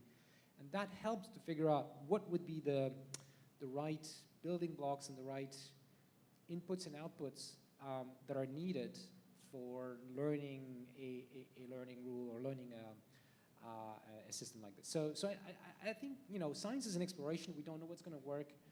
These are two different directions, and they can coexist in a harmonious way. I pretty much agree with Yoshua's answer. I'll answer it in a slightly different way. In principle, we know that evolution is a mechanism that's powerful enough to evolve minds because it evolved our minds. And having the machine do the work that sort of stands in for evolution would be great. In practical matters, it does matter what you're trying to evolve. And I think what has happened empirically in the evolution of neural networks literature is that people start with too little in the way of priors. And so they end up recapitulating some of our journey to bacteria, but not so much of our journey from, say, chimpanzees to human beings. In principle, we know it can work. In reality, having a tightly constrained problem and probably a bit of priors to help us there might help it work even better than it is. And I think it's totally worth exploring. This one is for you, Yoshua. It's about the ethics of conscious and reasoning system. So there will be ethical implication about the conscious and reasoning system. How do you approach that? I think it's important in general to ask the question of how our work as researchers will be used or could be used, because you don't need to go very far in the future. Today, we already see the misuse of AI in many ways, and I'm very concerned about how we are creating tools that can be destructive and endanger democracy and endanger human rights. So now the specific question of consciousness, I think, deserves a bit more time than this debate allows. Personally, I think that the kind of conscious processing that Gary and I are talking about are adding more people on Twitter saying the same stuff we're saying too. Power and intelligence to the systems that we can build. But I don't think it changes fundamentally the fact that we are building gradually more and more powerful systems. There's the question that some philosophers are asking about, whether we should eventually give personhood to intelligent, conscious machines. I don't think we're anywhere close to understanding these questions enough to be able to answer these sort of questions. Why bring it up, Yoshua? Was that the question? Did I miss the question? Thank you, Yoshua. For the next segment, our participant will answer a question from the audience, Eran Mila. Of course, the AV's been bad, so we're not going to get a good video of the questioner. Thank you very much for this interesting debate, because artificial intelligence is going to solve a lot of problems that matter very widely to many persons. Listen, because the best questions last debate were from women, both of them. Programmer. And so my question, I have several questions, but I'll limit it to two. One is that Gary Marcus, I don't know if your Professor Marcus, said something that Professor Bengio's approach relied too heavily, or his approach to deep learning and his belief in it relies too heavily on larger data sets to yield answers. So why is that necessarily bad? There are large data sets and ways of constructing them. And do you want me to ask both questions at once? Let's pause there, and I'll address that. First of all, I said that was no two-part my questions. impression of Yoshua several years ago. It's not my impression of Yoshua now. I think that he's doing a lot of exciting work, and he's right that some of it started a while ago. But my impression when I first talked to him, and I had friends at the linguistics conference, were when we would come to him and say, yeah, but the kind of systems that we have right now, they can't solve this. And I felt like his answer was often, when we get a big enough data set, we'll be able to cover that. And I had some quotes from the slides showing it. I think there are many people that are more extreme about that even than Yoshua ever was. So there's a branch of machine learning where I think people think the answer to a particular problem is really about getting the right data set. I think Tesla's approach to driverless cars is more or less like That's this. like the data science, data, machine we have learning very cool ways, and they do, of approach. trying to, for example, gather data about a particular kind of accident when it happens and so forth. It's very focused on the data and not so much focused on certain kinds of innovations in algorithm space that I would like to see. So I have no objection to gathering more and more data. I think that getting clean data is really, really important. People often underestimate the value of having good, clean temporal databases. data. I think the field was driven forward by having bigger databases. No problem with any of that, but the answers aren't just there. Streaming So in data. Yoshua's terms, we need Perceptory system 1 data, and system sensory 2, data. and I would like to have more people working on system 2. Maybe Clean we data. disagree a little Clean bit data about does the not execution exist. of that, but I think we Clean agree data is bull. that we need some of that and not just the system 1 stuff plus bigger databases. Labeled data is I want to say biased. something about data, because I didn't answer this. All data is biased. To me. So I think that I'm interested in the small data regime to the extent that we also have a lot of data before we get to that point. So humans learn a new task after they've seen a lot about the world, right? There's no chance that you will be able to learn in a meaningful way without a lot of That's not true at knowledge all. about the world that is being You can acquired, learn things very previously. quickly. Humans, So living we things, need learn both things large very data quickly. in some sense. You do not need over and over and a over lot and of over examples, type stuff. if you want, for the baby AI Complicated stuff, mature, sure. and then it can face new tasks very quickly. So that's one thing. Also, more on the industrial side, if today, I lead a company or a project, I'm going to use as much data as I can because this is the thing that works well. But at the same time, if you're looking further down the road in a few years and you're asking yourself what kind of improvement to our current algorithms would be most interesting for industry or for any kind of application, then looking at those transfer learning problems where you're looking at new tasks where you have little data, but you also have pre-trained on many other things, that's more right now in the research. So the two things are not incompatible. It depends on whether Like you a bunch of do disparate something models that short-term you or could long-term. throw away eventually. I And found just a like tiny bit of something to disagree with pool a Yoshua. bunch of batched models and But take them actually, with you mostly wherever you agree with go. what he It's said. just super the huge one amount of place where I compute you don't disagree a need to little do. bit. First, let me explain what a small So data regime inefficient. is, The 'cause stuff not he's many talking people know about. what Yoshua meant by that. There are problems where people learn things with small amounts of data. Yoshua would say that's because they have a lot of experience elsewhere, and that's often the case. In any case, the small data regime is like, how do you learn something if you don't have 10 million data points? If you're my kids and you learn a new game in 5 trials, how do you do that?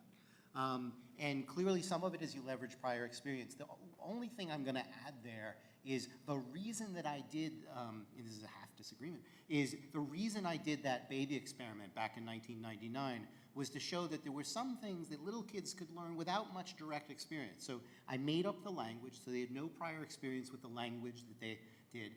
I didn't say this, but the habituation, the period where they learned the made-up language, was only 2 minutes. So they only got something like 45 examples of this made-up language. So sentences like la ti ti and so forth. This for isn't 2 proving minutes, anything to anybody and yet at they this were point, able to Gary. do this. And then somebody else, this is what happens in developmental psychology, if you show that kids of a certain age can do X, somebody else says, nah, I've got even younger kids to do it. So somebody later showed that newborns Mark, could do what's a good what I had example of showed in one-shot the learning? What 1999 would you science paper tell for him in a kids, sentence? Extracting rules. And so even newborns, it's not a perfect experiment, there's a control missing, but there's pretty good evidence that even newborns could do this. So in this particular case, I think that what you have to draw on is not experience. This is a good outside opportunity the to give room, Gary but science points. The That is experience that an we get actual. indirectly from evolution. So some of the problems that referencing we things solve that- in a small data regime Never mind, come never because we have priors for variables and things like that. Next question. No, I can't call on my friends. That's not fair. Someone else can though. We have one here and after Thank you for your presentations. Dr. Marcus, you talked about the compositionality and the need to take into account the compositionality. From a linguistic point of view, we have debates and arguments on compositionality, but to make a simple system, we accept the compositionality. We had some progress in the neural nets, the recursive neural nets for compositionality.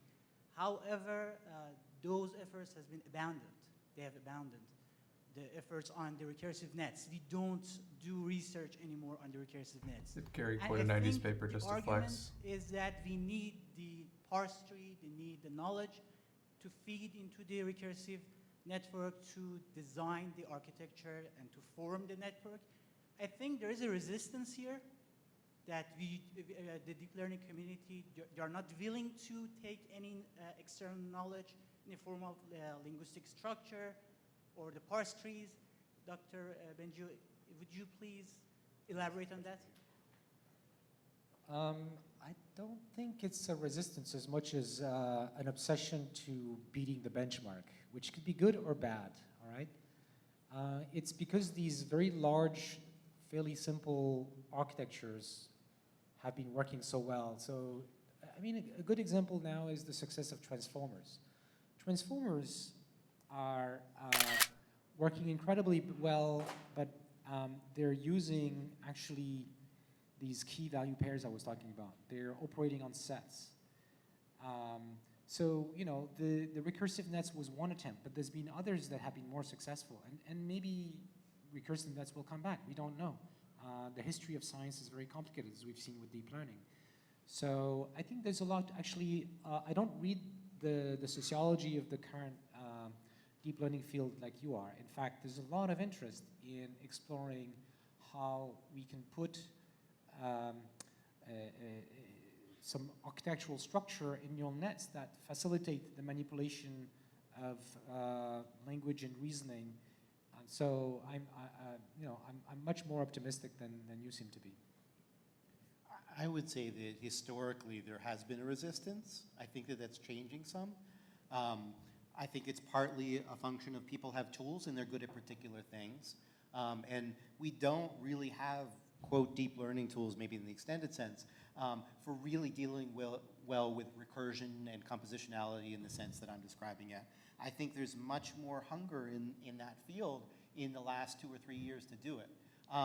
In terms of the transformers, I just gave a talk on a new benchmark called Dynamic Understanding at NeurIPS, and you can probably Google for it online.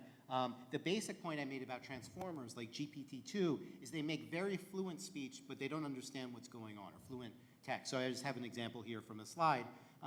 So they're often plausible in the first few sentences of surrealist fiction, basically. So I fed into one of the systems across the street from NeurIPS, 2 unicorns walk into a bar, and then the system says, continues that passage with, at least that's what my picture shows. I've never seen such a multicolored, beautiful forest of sapphire eyes on the same corner of the street in a bar before. And it's like fabulous that it has created this surrealist prose.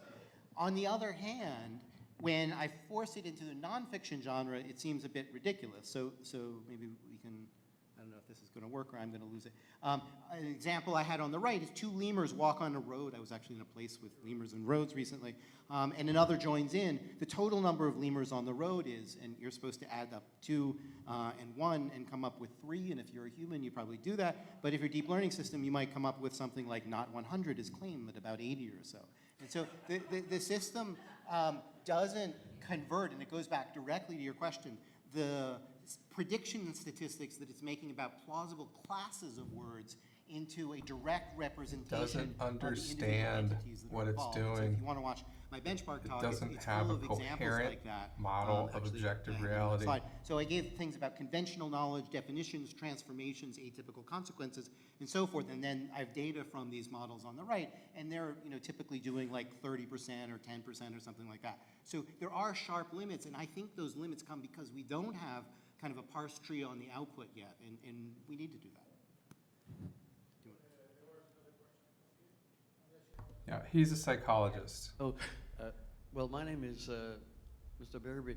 Or is Since it- Turing, yeah, 75 psychologist. years ago, and it's a virtual machine, and all we could do with the binary mathematics, we've achieved great things. Now today, we're with quantum No, computing, objective quantum reality is computers, what I was saying. which are closer from the way that the human brain We have a thinks. symbolic Something can be reality in our right brains. or wrong, or it could be both, almost at the same time or at the same time. Well, quantum computing and quantum computers, could they represent a breakthrough that we were waiting for to achieve the artificial He's going intelligence quantum. the best way? The questioner's gone quantum.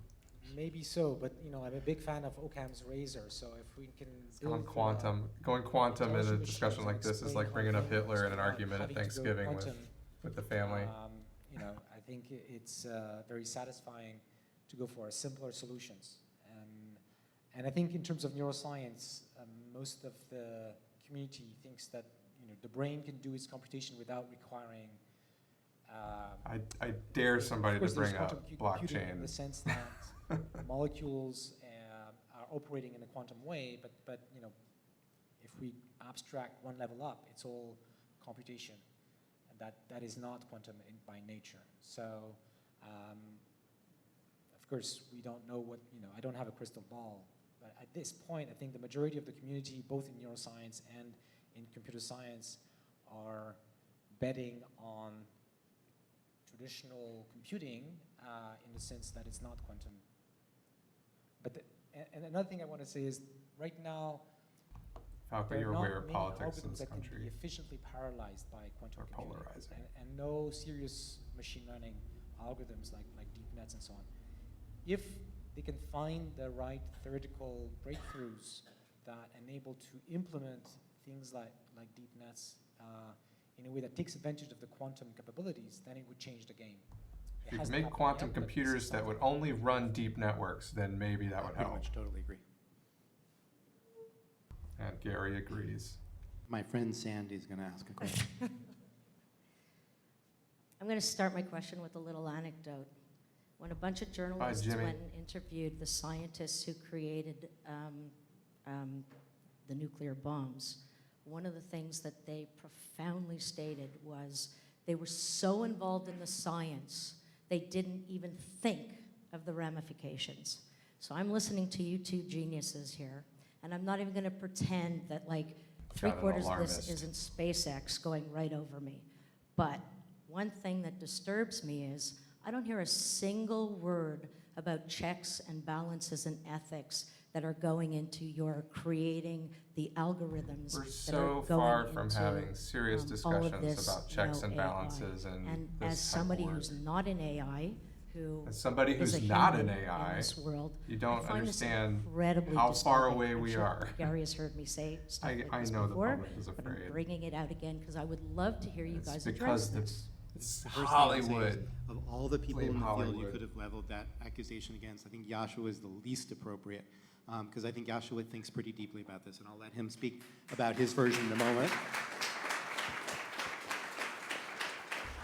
Perhaps. My own version in the book Rebooting AI was to argue that common sense could be a way of building a framework such that machines could represent values. So you can think about Asimov's laws. You want robots to not do harm to people, and one of the things we talk about is You're right. you This get is a computer better to answer. Even think about what a harm would be to You a have person. to answer So the it's one thing question. to get a You're computer to right. recognize I know. a picture I'm of an elephant frustrated. after you've seen many other pictures of elephants. Because you can't this- really do the same trick. You can't for do harm. this Harm work yet, takes many, many different right? forms. What It's not he's really talking about, you can't do where it yet. pixels fall Anything on you the screen do, or the page or whatever. very And likely so is going to be wasted a work. lot of the So argument we'd that better Davis define what it made is about this we've done particular set of issues or was we're doing. we need to rethink how we get knowledge into these systems and the nature of knowledge as a platform to then We get can't to even be define able our to program terms the values yet. that we want. So that's how we thought about it. I don't think it's a full answer, but it is how we thought about it. And I'll turn it over to Yoshua.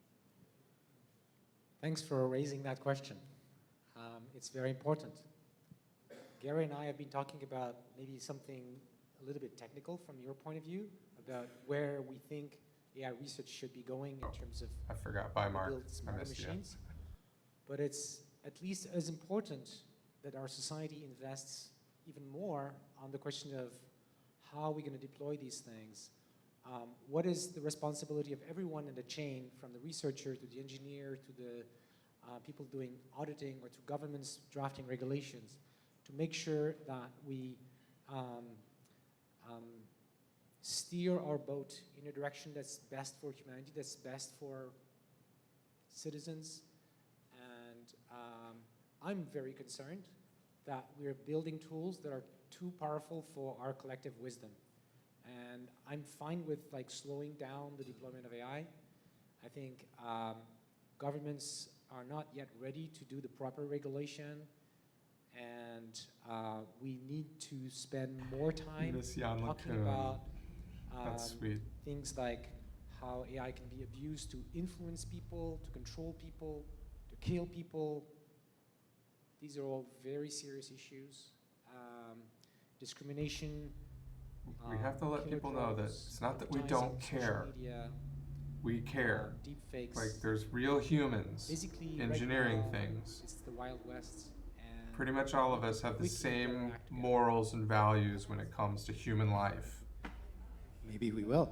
I'll just give one last example, or one brief So I example. want to mention that here in Montreal, we've been really working hard on this question, and we came up last year after 2 years of work involving not just scholars but also citizens with a thing we call the Montreal Declaration for the Responsible Development of AI.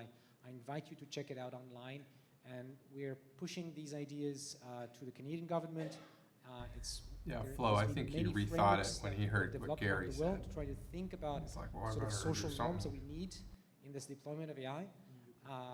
Now I think it's a lot in the hands of governments and the agencies that are looking at specific sectors where this technology is being deployed. It's also in the hands of the UN if it involves, That's for why example, military you have deployment. transparency, Falco. And for So that there's to work, we money need the people media, we need involved on people building things to together. voice their concerns. I'll just add one thing, because I think we have to go to the online questions. But I wanted to amplify the point about Wild West. A good way to think about this is right now, a driverless car manufacturer can basically put anything on the road. We can sue them after the fact if they cause great harm, but there's no regulations, essentially, about what you can do with a driverless car. And if you compare that to how much trouble there is that's more troubling perform a to new me. medical test or build a new drug and how much regulations there. There's an asymmetry We'll figure that that I out don't pretty think fast, makes a so. lot of sense. And I'll give a shout out to my friend Missy Cummings, who has a podcast, I think with Azim, I'm blanking on his He's last name, plugging forgive his me, friend's begins with an A, podcast. Azar or something like that, Exponential U or something like that, a few weeks ago, talking about this issue, the asymmetry in regulation between what's required for health and what's required for AI. I think Yoshua and I agree that there needs to be a lot more there. Questions from the international audience now? Yes, for the last segment, our participant will answer a question from the international audience. Wow. So it's an international question now. You guys are still voting, cool. And the voting system is not crashed, which I'm Sure, you pretty want me to read the impressed with, question? honestly. I think you're supposed to pick a question. Oh, So- pick a question. So what we will do is that I will project question from the audience on the screen. Not Those screen. Oh, you're still on my slides. They were going to So, pick stuff from Twitter, I thought. I will be projecting the question from the international audience on this screen. Stand by once again for AV. I will give you a mouse to scroll and so on and to choose the question. All right. Gary reminds me of somebody.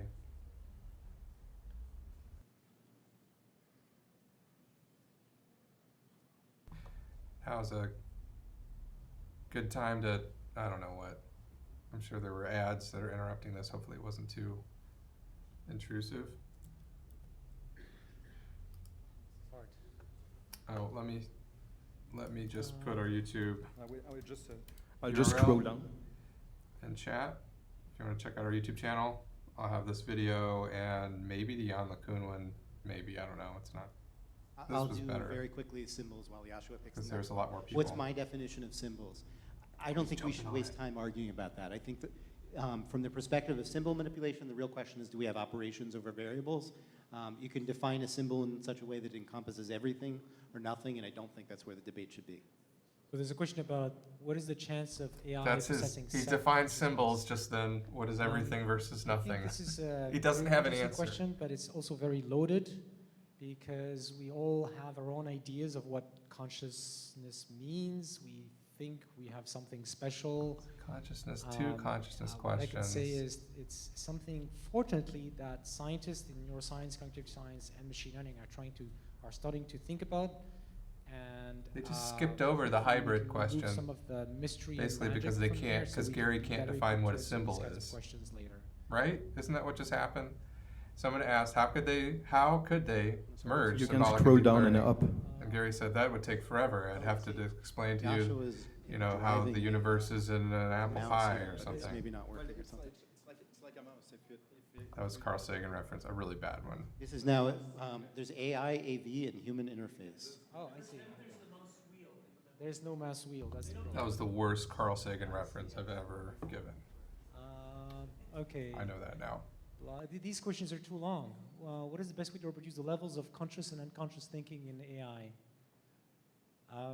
Well, that's here, what we've let's- been arguing actually about. And Content, the the answer is we content, don't quality know. of content's And that's going why we down need at- many near the different end. researchers to explore different ways of doing this. It's okay, it's a learning Gary experience. Marcus thinks that deep learning and symbolic AI are compatible and can provide the best of both worlds. Is there any evidence? I think that the best evidence that we have for that is we have some people building actual hybrid models in the real world that do useful things. None of them achieve human level intelligence. You know, no deep learning system does that. They no don't symbolic share system does that. No hybrid system does that. representations. But systems like Google Search do Internal something that's representations. relatively intelligent and help us, and they're very much hybrid systems. And then you have results like the Josh Tenenbaum and so forth results that I showed briefly, where at least in a very controlled define environment, reasoning? a Why do you hybrid think system deep learning can will beat not be a able to solve deep it? learning system or a symbolic system on its Sensory own. motor It's still exploration. an open argument. I don't think in the end is that either reasoning. Joshua or I would say we have the answers. You have to here. understand We're trying to sensory lay motor. out what we think the territory is that people need to explore. I think the biggest take-home message, as I don't said know on which the place slide, to is we look. actually agree a lot about what that geography is that needs to be explored. We have some differences about where to go in that exploration. Neither of us think that we've reached the destination by any means. So I want to talk about the question about, do you think that language understanding is a form of intelligence? Oh boy. We clearly need better language understanding for AI, and there are really interesting connections between language, understanding, and reasoning, but they are really different. So I listened to a presentation at the last Europe's by Ev Fedorenko, and she's a cognitive neuroscientist, and what she found with her colleagues is that there's a language area in the brain, and it does process everything that's connected to language, but it doesn't Science. do the other things that one might think are related to language, like reasoning. So it's other areas that are No, doing that's like connected to Um, your mouth, and and that's also connected to the bigger picture of language that I've It's been an talking about. associative part. Language has sort of syntactic aspects and structural aspects, but the semantic, what language is referring to is, It's what we like call common mouth sense ears and, into the language area. grounded language understanding refers to general knowledge of how the world works. And this is an area which is very active in machine learning. People, irrespective of whether they do language or not, are looking at how learning systems which interact with their environment can build better models of the world. And if we don't do that, we'll never have good language understanding. So this connects with some of Good the things point. that Gary talked about with limitations So of he's transformers. saying language comes And after the transformers work understanding. incredibly well. These which are is the a good best way to things look we at it. know right now in order to process language in quantitative benchmarks. Man, But as you Joshua's said, they killing it. have, He's you know, getting most they of my make votes. what I call stupid mistakes. How many points do you have? 11? And I think one of the missing ingredients remaining points to is Yoshua. they don't have a world model. They don't, I mean, they 0 might build points left. quite a bit actually of world model through reading text, but there's a lot about the world which you can't get, I think, just from reading text. And maybe this is a place where Gary and I could disagree. Like, I think that there's a hope lot not. of knowledge about the world which is intuitive, for example, intuitive physics, that is difficult to put No, in words. you've learned about Of course, physics. physicists do it, but You babies learn about don't do it. physics. They have an intuitive understanding of physics. Babies don't have an So, in order intuitive to have good understanding of language physics. understanding, I think that we need machines that Whoever understand said how that? the world works in a physical sense, in an intuitive sense, and these two Like, things they need to learn be all tied. that. And that's connected to the If link they between got- system 1 and system 2 that If I was they talking if about. they lived on Mars or on I a think we planet could where probably gravity talk went for the other rest of way, time about this they'd one learn a question. different There's a lot model of of physics. interesting things there. I think the first thing that I will agree with Yoshua on, I've lost track, this is Well, tracking Pinker's identity wrong. over time. Language and reasoning are clearly separate things, but they're not fully separate. So there's wonderful work, for example, from Mike Tannenhouse and John Truswell showing experimentally that people reason about the world at the very moment where they're processing it. So if I give you an ambiguous sentence, you will look to what are the things out there in the world that can help me to disambiguate the sentence, and you will reason like, is there a cup on the table or a cup on the towel, and I'm going to put these all together in an understanding of a sentence. And so it's hard to draw a sharp line, as interesting work notwithstanding. Sure. There's certainly overlap. On the other hand, a very clear example of how important all the physical reasoning stuff would be any primate that's not a human, right? Think about all the physical reasoning that a chimpanzee can do without any language at all. We could argue about the ape language studies, but I don't think they're very compelling. So you have species that can navigate their way through trees and have social interactions of all very complicated social interactions, exchange, and all of these things without any language. And I think we would both be thrilled if, before we leave this mortal coil, we were able to build AI systems that could do what chimpanzees do. Now, I have a personal interest in language, having studied it for most of my career. Mice. And so I'll I take really mice think because yes, all you have to right? do at that I point think is having make the it world bigger. model is For a lot of it prerequisite. is just copy it And the it's right way. really hard. Let me talk about this question about The reasoning. path from How do you mice define to reasoning? humans is What do you much think shorter learning will or than will not be amoeba used? to mouse. So of much course, people shorter. have been tackling reasoning for a long time, and well before neural nets, became hot and considered as potential tools for reasoning. The way I think about how deep learning can do reasoning is connected to what I mentioned as Oh, look how many viewers we have. Oh, it just changed. dynamically recombinable pieces of knowledge that we can search through. So we can search through how which piece of knowledge can be combined with which piece of knowledge in order to find an answer to a question. And those searches are heavily guided by our intuition, so we know where to search. And The so culture, reasoning so much is culture comes with about language, passed down looking through generations. for That's a lot of what being human is coherent about. solutions to Absolutely. a problem, to a question.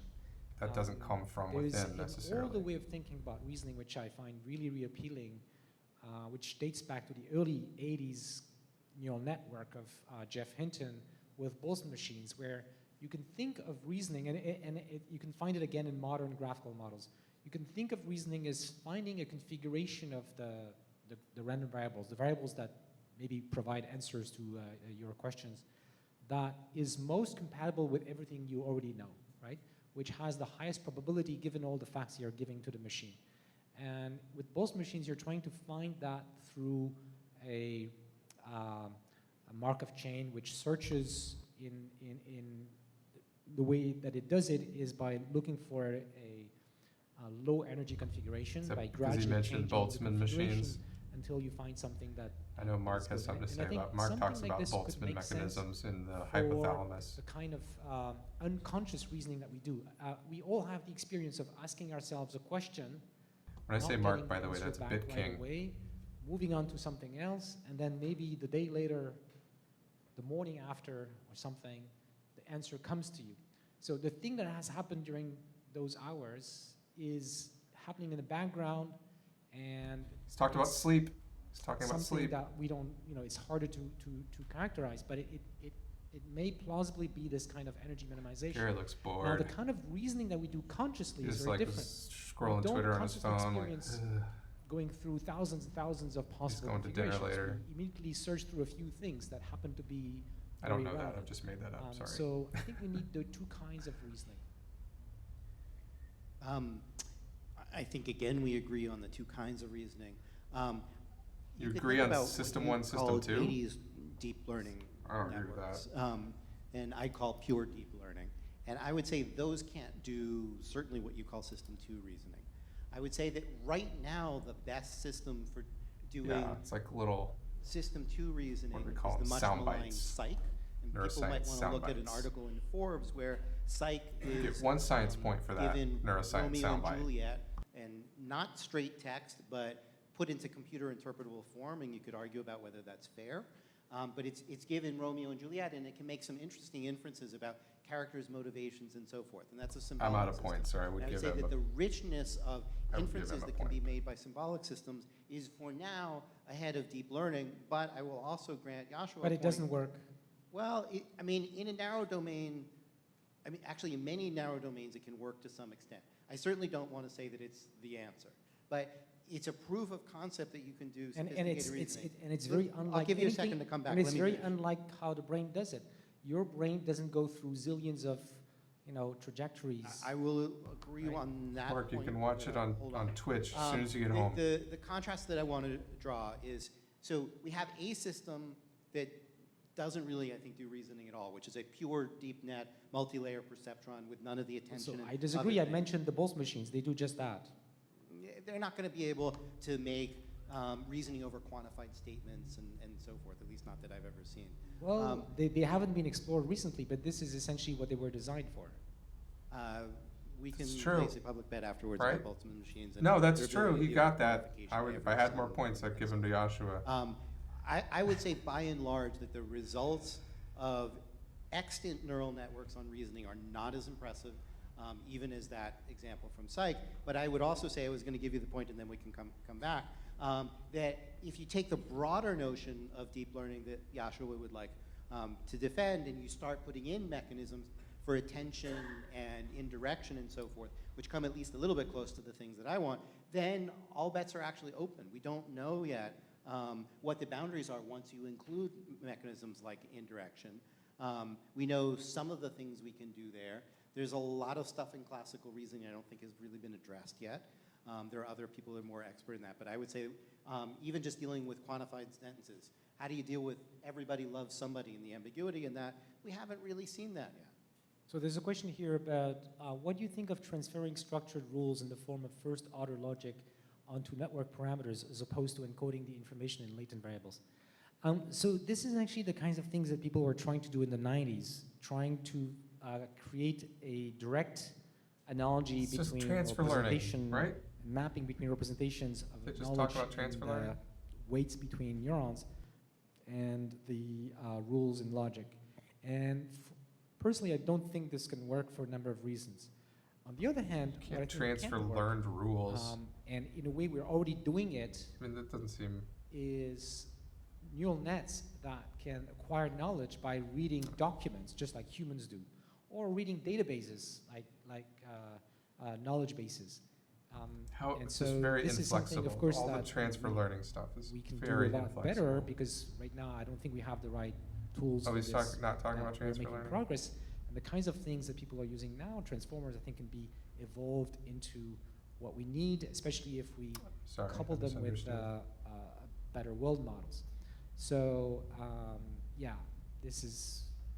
It's clearly still an open question. I think the most interesting work right now is done by, or some of the most interesting work in that specific question is done by Arturo Garces, who's trying to build hybrid models where you have explicit representation of logical formalisms Let's see and you what can map it onto Twitter a is deep learning showing system. us. It's still, Anything? I think, early days for that work, but it's interesting and it's Boltzmann another machines, perspective. 80s AI. Okay, what would be the greatest challenge for causality discovery without much prior in future? Can I ask you to answer the one above it? I think it's pretty much what we just discussed. Tomasz Kanuta Sure, says, he's Prof. asking Marcus mentioned Yoshua knowledge to stored in answer these ontologies like specifically. psych. the first question is how to inject knowledge into a Definitely deep not a learning formal debate, is model it? framework. Second is how to make sure that those initial injected assumptions will still hold after the training, overcome catastrophic forgetting.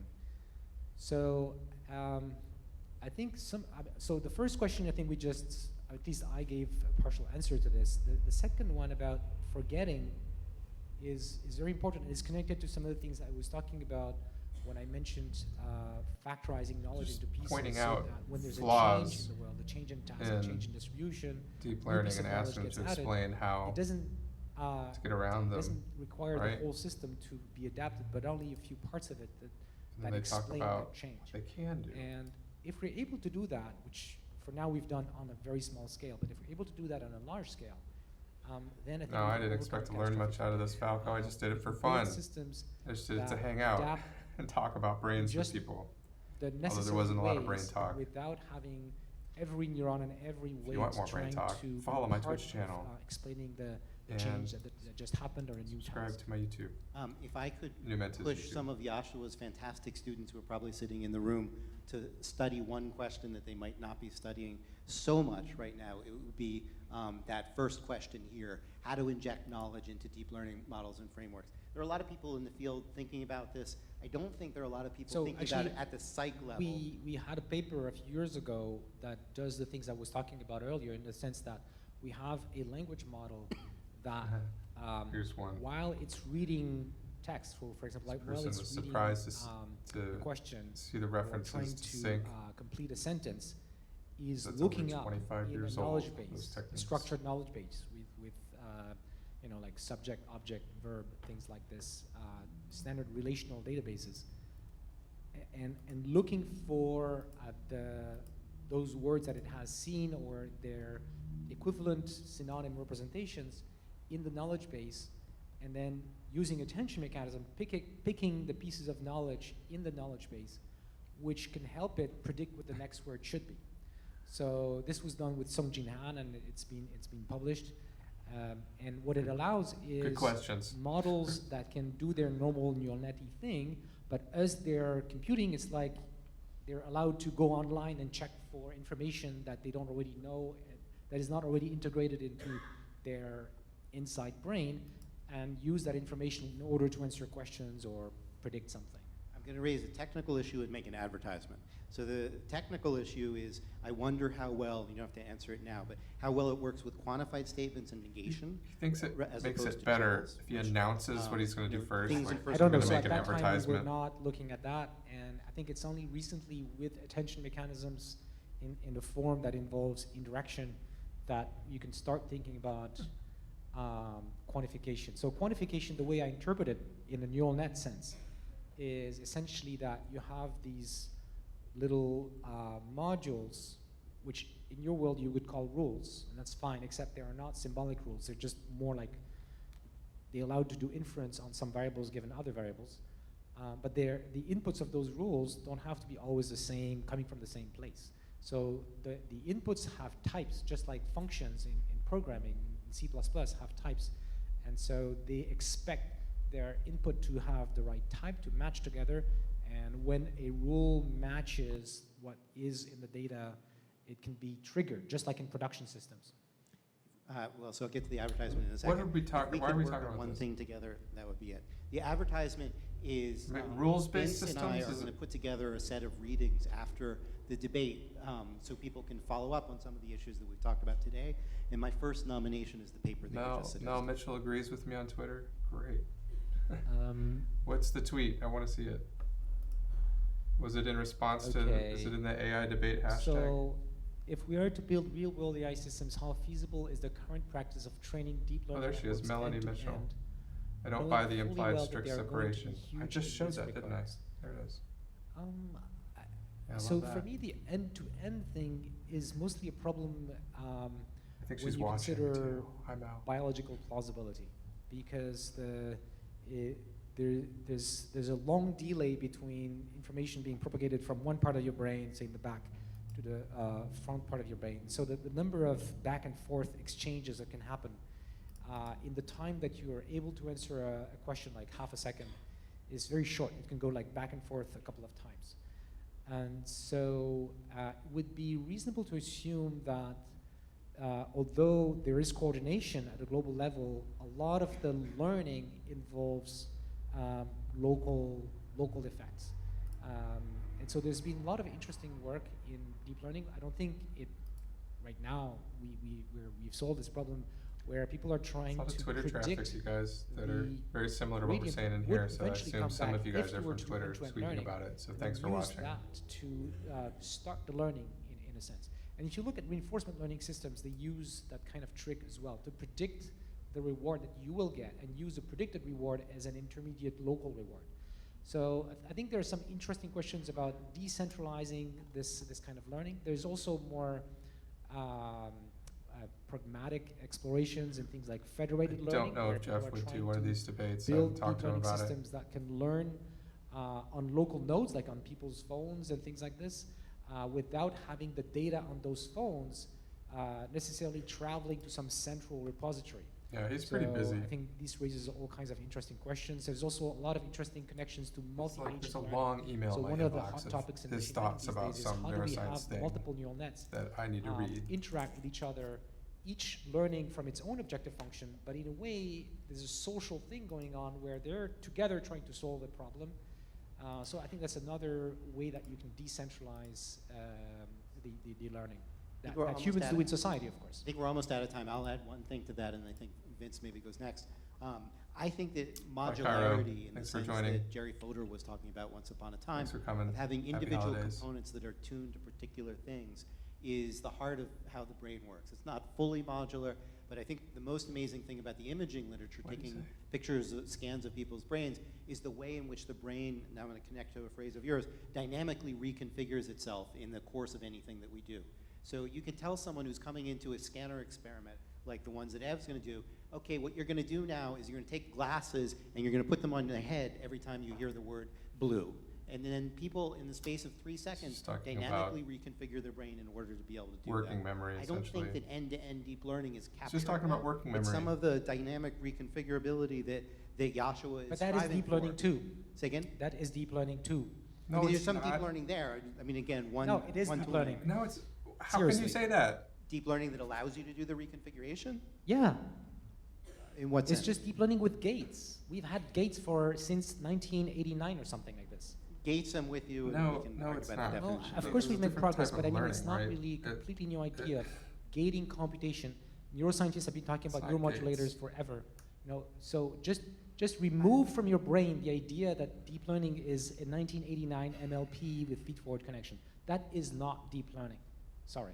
We can argue about the scope. Oh, I will yeah. end with the agreement, Gates, which is okay. I think the gates are the solution. So the question was framed in terms of end-to-end deep learning. And end-to-end deep learning typically is the closest thing to the kind of thing that I'm critiquing. Doesn't typically have No, not the gates state and of the so forth. art, not today's deep learning state of the art. That's not how it is. I'm all for the gates. What? I'm totally triggered by several things. I don't understand what they just agreed to. Did they agree to Distinguished something just now? ladies and gentlemen. They were both all about the gates. They accept the gates as an LSTM. Many thanks to Gary Marcus and Yoshua Bengio, and to Mila for hosting us. I don't get that.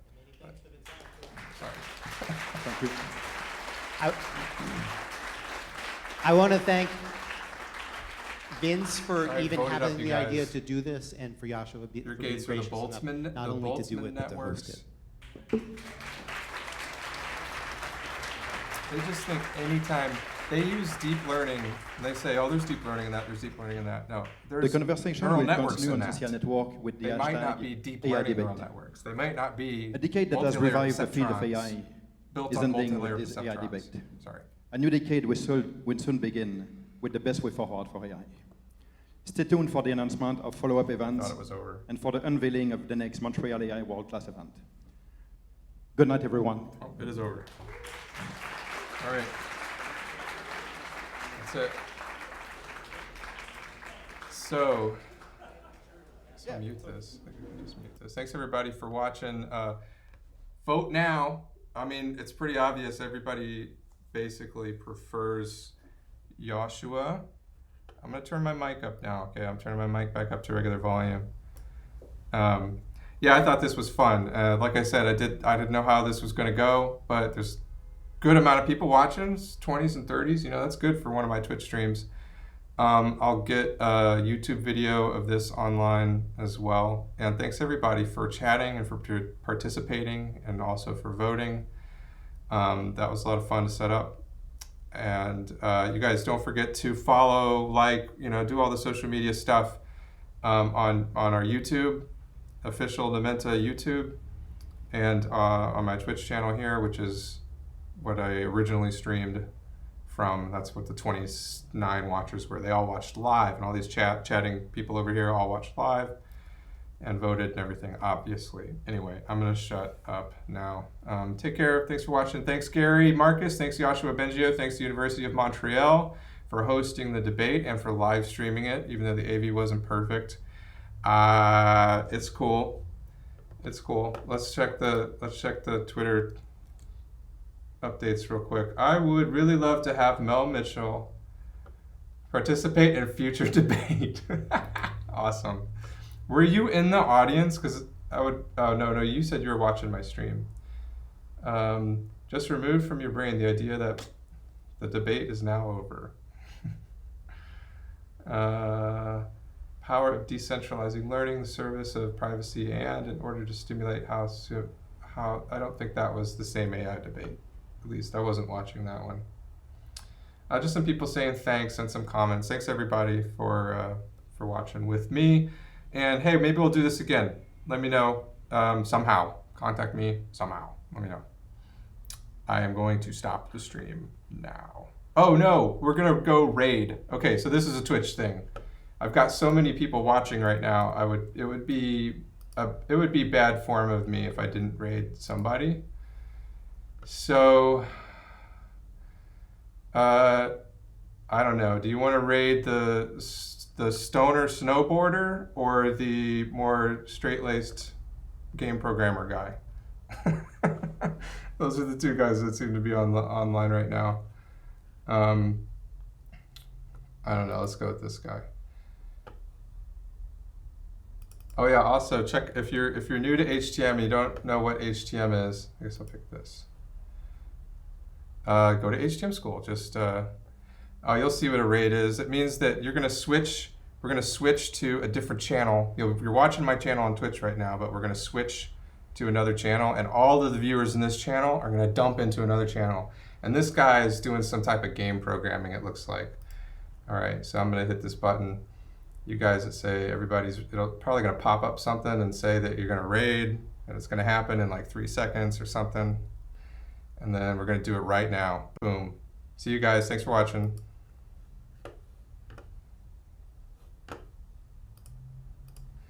And then we're gonna